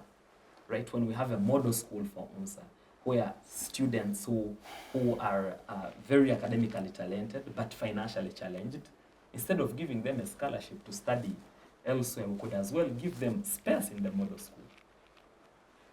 And the issues of education financing, because even, and I beg to be corrected, even when UNSA starts an education trust fund, how many students can it pay for? We have students in millions. How many students could UNSA possibly pay for? What we are discussing is tokenism, that we can get 2 students from here and 3 students and 1 student and give them a scholarship. But what about the other millions who raid you on borders, and when you ask them how far they went with education, they will tell you that I dropped out because I could not afford education, right? So we need to go back to UNSA's core objective of advocating for students. And part of that advocacy is for affordable education. We have a country where education is in the marketplace, where the access to education is determined by forces of demand and supply, where schools can increase fees whenever they want without any law, without any regulation stopping them to. That's the context in which we are working. And our solution cannot be that when 1 or 2 fail, we can get them and give them a scholarship. But what about the other millions? And so it takes us back.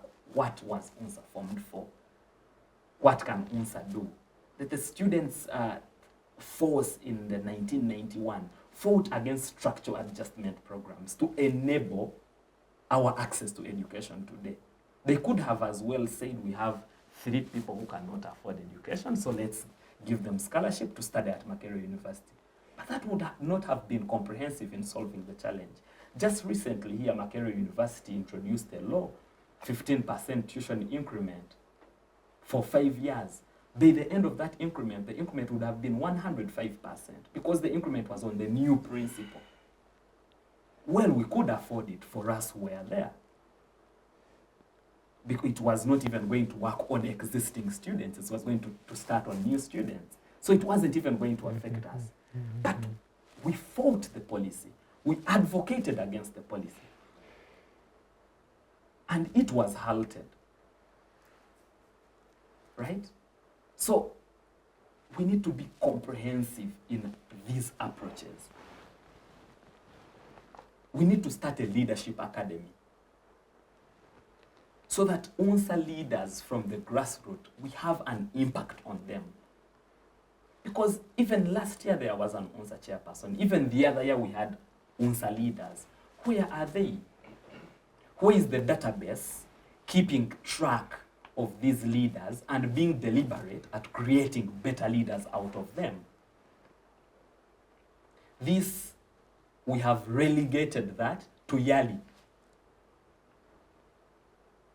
But why do we think YALI has the interest of Uganda and Africa to create better leaders for us? But robustly, UNSA can in leadership empowerment programs. We have the capacity to do that. Okay. We need to empower students. And this comes through structuring payment or subscriptions to reach up to the grassroots.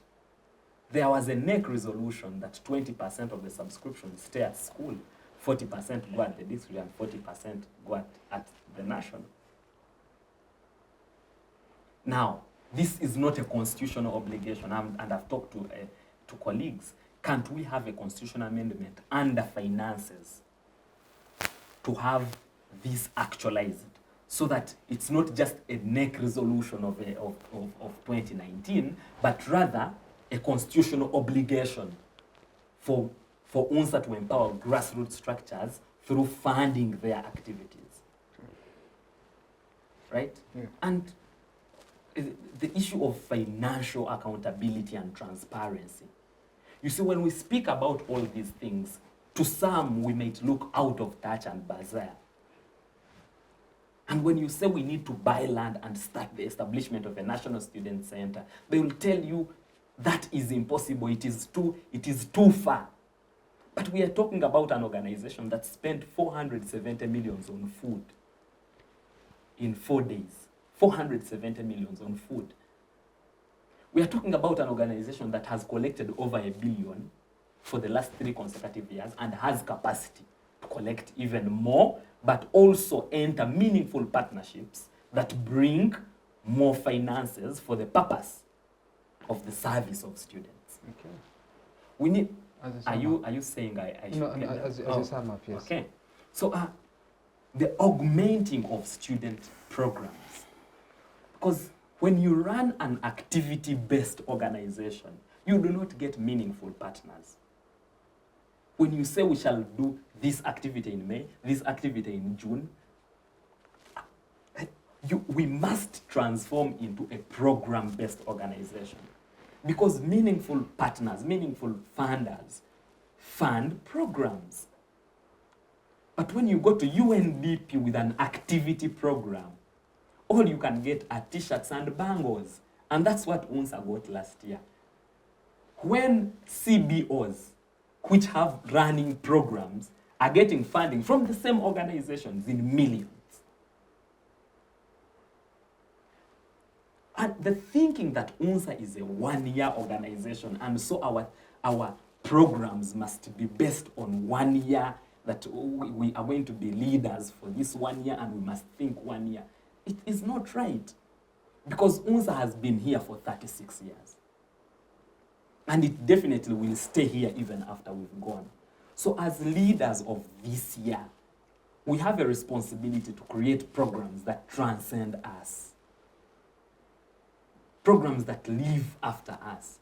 And things like a National Student Center can transcend all of us.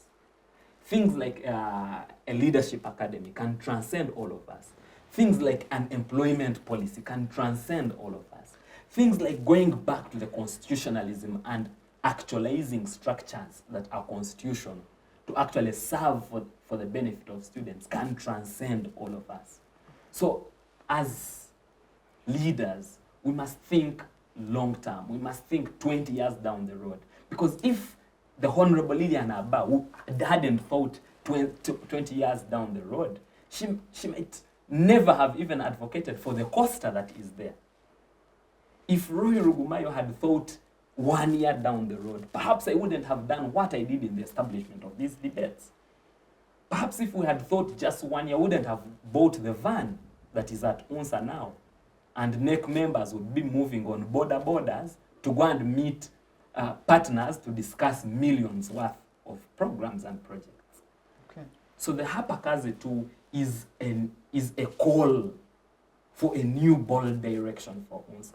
Is a call for tangible work, for work that is attainable, for work that can be done, not only for this year, but that will sustain the organization beyond all of us. All right. Thank you very much, Roy. You focus on employment policy, the National Student Center that will definitely uphold the independence, and under there you have the model school, the leadership academy. You also talked about the, bringing back the core purpose of UNSA, that is advocacy, that will look at pushing forward the idea of affordable education. Of course, you mentioned leadership. The leadership, you linked it up still with the leadership academy. And something that you as well brought up is structuring subscription to see that monies are properly accounted for and there is a better UNSA for all. And that rides under your theme or slogan of Hapakazi too. Something feasible, something practical. Just before we go to the end of our conversation, I'll just quickly give all of you just a minute to give your, to possibly give your concluding remarks and your parting shots. I'll start with Edgar. Oh, you want to go first? Yeah. Sure. I'll start with you in a minute, and then I'll go to Edgar. I'll start with you. Have Roy, have him, then conclude with Edgar. Thank you so much, Moderator Drake. Maybe why I prefer to be the first one is that before I forget what just a comrade just mentioned, and I wish to clarify about that, because in my communication, I think you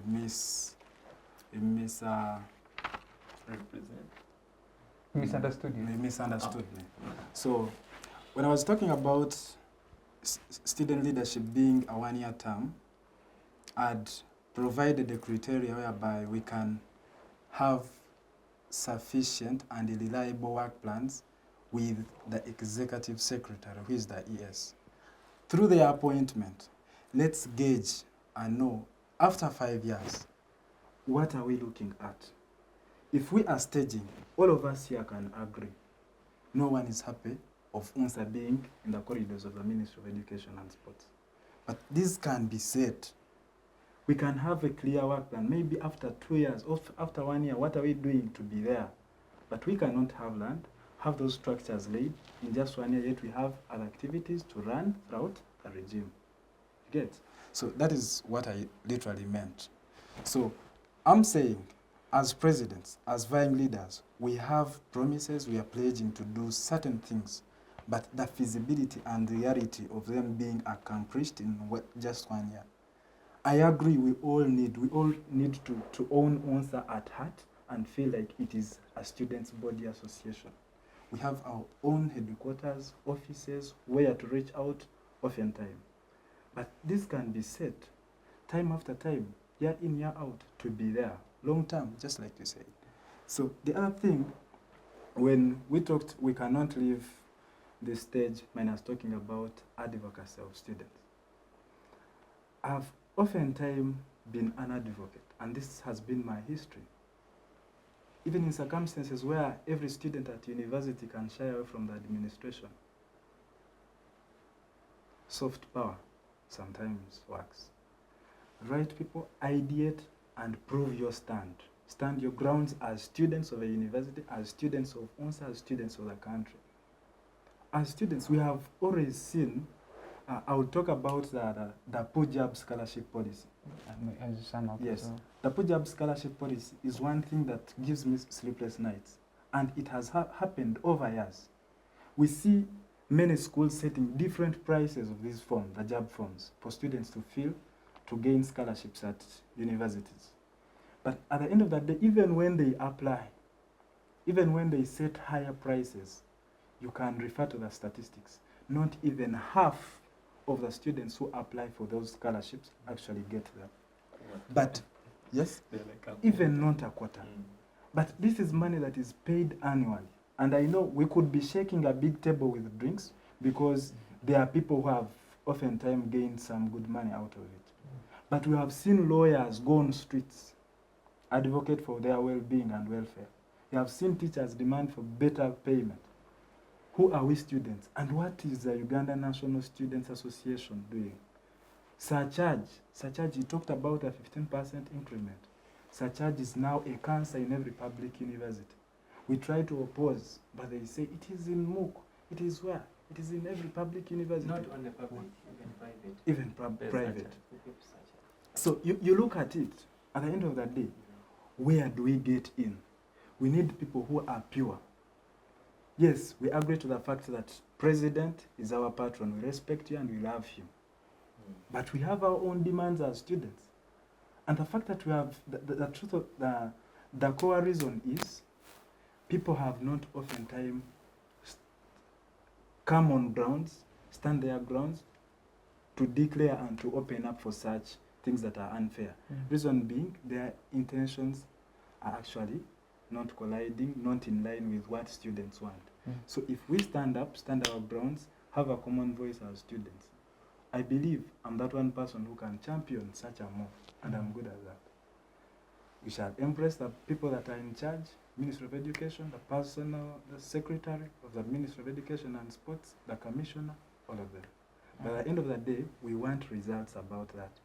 My proposal could be, maybe as students apply for these scholarships, let's have a criteria where we give them chance to get their scores and results first. Makerere will set a given standard or weights that if you're applying for this course, but there is screening at the end of the day, because not everyone who applies for that scholarship will get it. So at the end of the day, after screening, you're applying for a given course, you feel like I can meet their the criteria, I can suit. So you apply, pay for these forms. At the end of the day, whether yes or no, but you are within that bracket. But rather than having a big cluster, a big number, millions and millions are paying this money, at the end of the day, some are even paying with less hope of Getting it. getting it. Yeah. Their parents deep down there, whereby a kid wakes up in the morning, moves with a bucket of eggs on head, just to sell and make a profit of 3,000, carry flour at home to make porridge. So these parents are just desperate. They choose to apply for these scholarships with the intention of them not being in position to pay for tuition. But what has UNSA done? Yes, we can actually see, we can actually appreciate the fact that maybe a girl child has been lifted up. But as of now, if you look for statistics, if you refer to statistics, if you are rating, it is 6.9 over 6.2 of the ladies, of the females that drop out. The boy child is actually left out now. They are not completing school. So we need to empower them, also bring up ideate, reason, and see how to support them, bring them on board to also suit and complete their studies at the end of the day. Dear moderator, thank you so much. It has been a nice sharing, and I believe I'm making the final, the conclusion. So, and dear ladies and gentlemen watching us, and our voters, it has been a pleasure. It has been a good stage for us to show our case, to share with you. And I believe everyone is intending to lead. Everyone is capable, but at the end of the day, one is more capable. And I believe with my sharing, it is a practical agenda. It is realistic. I pledge my diligence. I pledge my integrity to suit and to provide for whatever we are sharing here. Wait for 19th till 22nd. We are going to be at Seta High, Mukono, for the annual general meeting for the voting. Please, let's turn up, and I really ask for your trust. I really ask for your support. We are going to move UNSA to the best level, to the best competence, and the most vibrant association in this country. Thank you so much, Civic Space TV. You're welcome. Salutation to the organizers. Thank you very much for taking time and joining us in the conversation. You know, usually when you tell a politician to make a 1 minute salutation, it becomes 5 minutes. I hope the rest we try and keep within the armpits of time. Felix Okoth. Oh, okay. I thought it was my counterpart. By the way, that statement, I think it is one of the challenges that we are having. An organization like UNSA shouldn't be political. It should be leadership based. So I think politics is one of the issues that is actually affecting us, because it has infringed the rights and the roles of some people, because they are affiliated somewhere somehow, so they cannot take on some decisions because they have conflict of interest. But are you aware that politics is actually not a bad thing? It's just that our context makes politics very bad. Absolutely, that's what I'm saying. But then at this point, I think it should be, that's why they say it should be non-partisan. So you know our country is a political dispensation of mass party system. So we know what happens outside that. But then in my closing remarks, I would also just like to re-echo what Comrade Roy said. Comrade Roy talked about having a student center. It is very good. Everybody would want to have a student center, right, at the end of the day. But to me, I think at this point, because all of us we are looking at practical ideas and solutions to see that we can progress with UNSA to a different level. I think, and I have it in my manifesto, I have not exhausted the whole of my manifesto yet, and I think due to time or something like that, but maybe when we meet there, we shall have enough time to exhaust. But one of the points that I have on my manifesto is having what we call, first of all, beginning with the regional offices. At national level, we are blessed, we still have a corridor somewhere. Okay, we can start with that corridor, because right now what we are looking at is mobilizing more, more resources to see that we can build the trust from the stakeholders and spread our wings. It bothers me a lot when I go to the secretariat and I find the coordinator of Kampala sitting in the same office with the NEC. So it bothers me. As a coordinator of Central Region, you're supposed to have an office, definitely. As a coordinator of Eastern, you're supposed to have an office. As a coordinator of Western, you're supposed to have an office. I think this is something that we really need to bring, because an address or an office, it comes with several opportunities still around it. So I think we need to first spread those wings there so that people can really know and build the trust of the organization, and we build from there as we bring back to the what. But to any right-thinking person, we need a student center, yes. But I think we just need to prioritize on some of these things to see that we come up with them. Then another thing is Leadership Academy. Leadership Academy, it is good. Everybody needs to be mentored. Everybody needs to be cultured to see that we progress very well. But at this point, may I think we are going to train politicians who are going to become problems to us at the end of the day. Why am I talking about so? We have institutions right now, institutions of learning, universities and the so-called the rest. Makerere University is graduating. The Vice Chancellor wakes up and says, now that you have graduated today, you have conquered the hill, you can conquer the world. But you're training these people to go and seek jobs. And when you are passing them out, you are asking them to go and be job what? Job creators. You have been training me to seek a job. You are telling me to go and create a job. Where am I going to start from? I think that is the idea that is rotating about this Leadership Academy. We first of all need to prepare people that we are going to really train leaders of which will understand the ethics of leadership at the end of the day, so that we don't make such blunders. I can give you a very quick story. It is an old story that we learned. Let's try to rush it. Oh, okay. We had a graduate who came together. They with an idea, and they made up an aeroplane, an aircraft. Okay, so they called professors to come and launch the system. They all entered, and they told them at the end of the day, it is actually your students who did what? Who made that? Then the other one was worried. Some of them took off. The ones who remained inside said, but you have remained inside. What is going to happen? He told them, do you know what? I really know. I know my students, this airplane will not fly. It will not even start off. So this is something that we need to really put in consideration, that actually what we are starting, we are really ready to propel it and continue with it.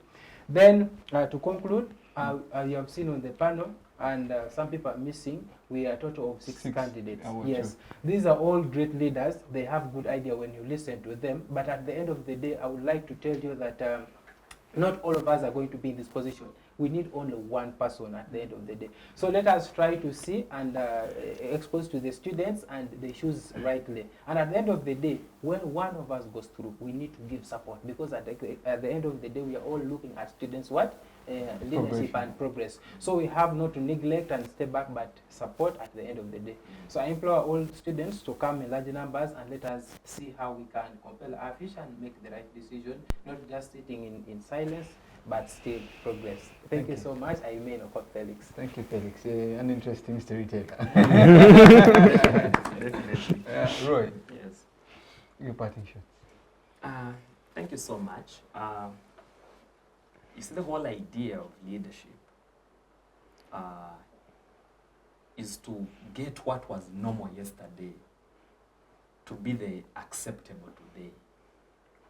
When we started with the leadership center conversation, it looked far-fetched.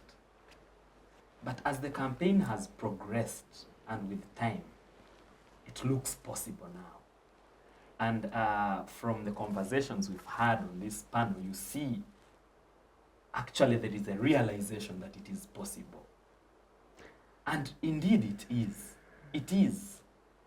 Why? Because we understand the potential of this organization. All of us do. So it's just a matter of choice. Are we going to continue with the dealership that has characterized UNSA? Or are we finally going to start the hard work? Because someone ought to begin. Someone ought to begin. We cannot always be sending these things to the future. That let's do this now. Then in the future, maybe we are hopeful that there will be a leader in the future who will start this. Because the future is now. The past was 36 years ago. We must begin this hard work. And the campaign is about two forces, and not necessarily about these 6 candidates that are going to be on the ballot. It's more of two forces. One force believes UNSA should be the way it is. A briefcase organization, a national headquarter organization. Because when it is like that, it is easy to give an accountability that we spend 470 million on food and spend 15 million on drinking water, when HEMA was giving you free water. But because you wanted to put it in the accountability that you spend 15 million on water, you told HEMA not to step on your venue again. It's absurd. So with this kind of UNSA that is there now, it is easy to rig the system. It's easy to keep the coordinators at ransom because they do not have the security of a policy, but rather an appointment letter that even has that it can be withdrawn at any time. So they don't have the liberty to ask hard questions. That's why they receive 1 million to organize council when they collected 30 million and sent to the national account. So I agree that UNSA has largely become an electoral commission of sorts, organizing elections and handovers. But that was never the thinking. And when I was at UNSA as General Secretary with the team, we tried to change that. We had a midterm council. That's where the constitutional amendment to have students with disability was put. That's when we had an amendment to put internal conflict resolution mechanism before anyone would take to UNSA as the first instance of finding solutions. Now, when you go to court, they ask, have you exhausted internal remedies? We put those internal remedies there. So, I'm presenting to you a leader that understands this association, having served it from S1 as a class councillor, S2 as a class councillor, S3 as a member of the school executive committee, and had the opportunity to serve it at the national. So I understand its potential, but also I'm a product of its grassroots. So when I speak about grassroots, I am a member of the grassroots. And I have served grassroots. And my track record is of service to grassroots. So you can hold a bet on me and be sure to win a high stake. Thank you so much. I am very confident that you will use the opportunity as a National Council member, National Students' Council, which is the supreme organ of the association, to have a National Executive Committee that is going to be alive to your aspirations, that's not going to be afraid to take UNSA forward in a new and bold direction. Thank you so much. Thank you very much. Edgar. Thank you, moderator. I have read so much literature. Despite the fact that I am a pharmacy student, I got to understand the inner workings of the NRA, which is now NRM. And one thing that I loved most is that when they took over Kampala, and in his 1986 speech, the president, the fountain of honor, by the way, gave people a 10-point program. Obote, the door has been coming with these very complex ideas. And then here comes His Excellency Yoweri Kaguta Museveni, whom had a very simple 10-point agenda that everyone could understand, but backed by 6 years in the bush. That is what brings me to my communication and closing remarks. When you present an idea to the people, I believe that a person, a voter, and I would request that the viewers of this look at this, the legal framework of what this person is proposing. Because even in parliament, you can't have a bill assented to or even go beyond parliament if it affects the consolidated fund. Second, Unless you have a certificate of financial standing, which can't be given to you if the finance ministry ascertains that you can affect the consolidated fund. Now, the second thing is the source of the revenue. And thirdly, the sustainability over the years. These are things that someone has to look at and juxtapose with the situation in UNSA. UNSA has people whom have permanent percentages on every withdrawal that is made. And I speak this with no fear. When I speak of a National Students Trust Fund and say that the minimum could at least be 2 students per sub-region, I speak knowing that this is the same organization whereby coordinators are demanding 10 years worth of allowances. But then I speak of a students' trust fund, keeping in mind of European trust funds that have a higher net worth than even our own GDP. Someone was, the deputy speaker was comparing Makerere University Endowment Fund to the Harvard University Endowment Fund. The Harvard University Endowment Fund is bigger than Uganda's GDP. The issue is that some of us have been limited to micromism. And if it were so complicated, I would call them parochial. That is the truth. A trust fund is something that, once given the attention and the resources that it deserves, can educate a whole region in Uganda. And that is something that is needed in what? In the northern part of the country. Because we had an outbreak of cholera in Namwa and people had to close down schools. I was watching the news yesterday. What is that? But then have a trust fund in place and realize its potential, and you realize that UNSA has been underperforming. Now that brings me to the gist. The reason why I wanted us to have the 10-point program and the issue of feasibility in mind is that not only did the president come with a simple agenda, but he came with a track record of hard work. In my primary school, when I was head prefect, we used to shower pond water, and I will not hide this from anyone. But I left a record that, due to my advocacy, after I left, the school put up a borehole and 2 tanks of 60,000 liters.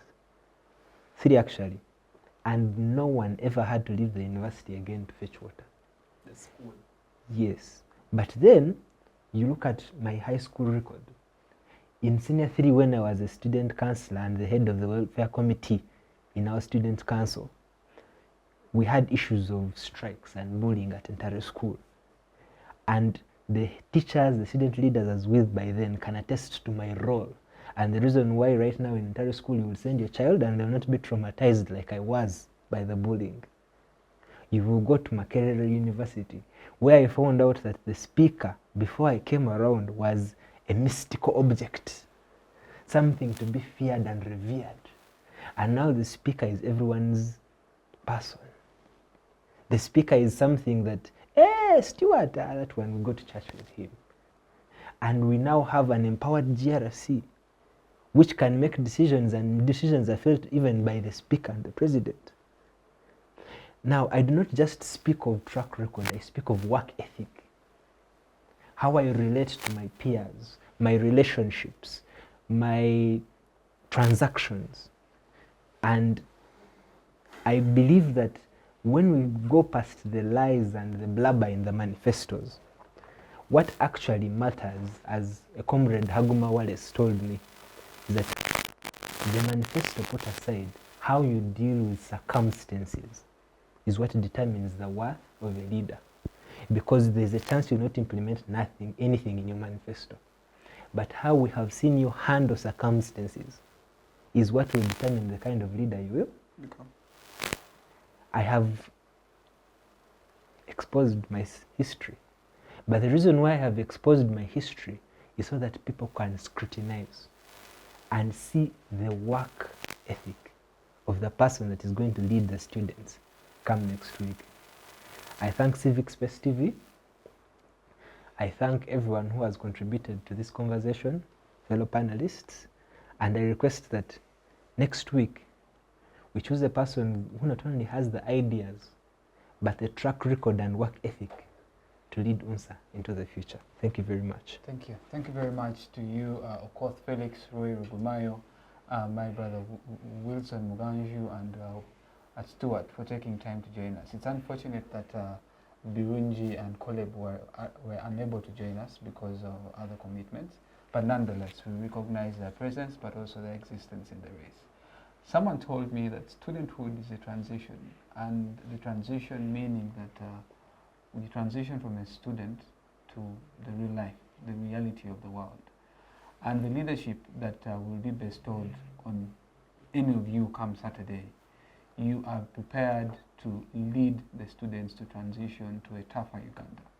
And that means you ought to advocate for the rights of the students, for them to easily transition to the world that is not as easy as studenthood is. So the responsibilities that will be cast upon your shoulders is enormous, but I believe that all of you have the potential, the capability to lead this association forward. And yes, may the best candidate win. My name is Douglas Onen. I've been your moderator and host for this particular show. Thank you very much to Civic Space TV, Center for Constitutional Governance for making this possible, Brittany and Paul for making sure this is aired in time, and to our dear esteemed viewers for always watching and following Civic Space TV. Thank you. See you next week, same time, same place. Bye-bye.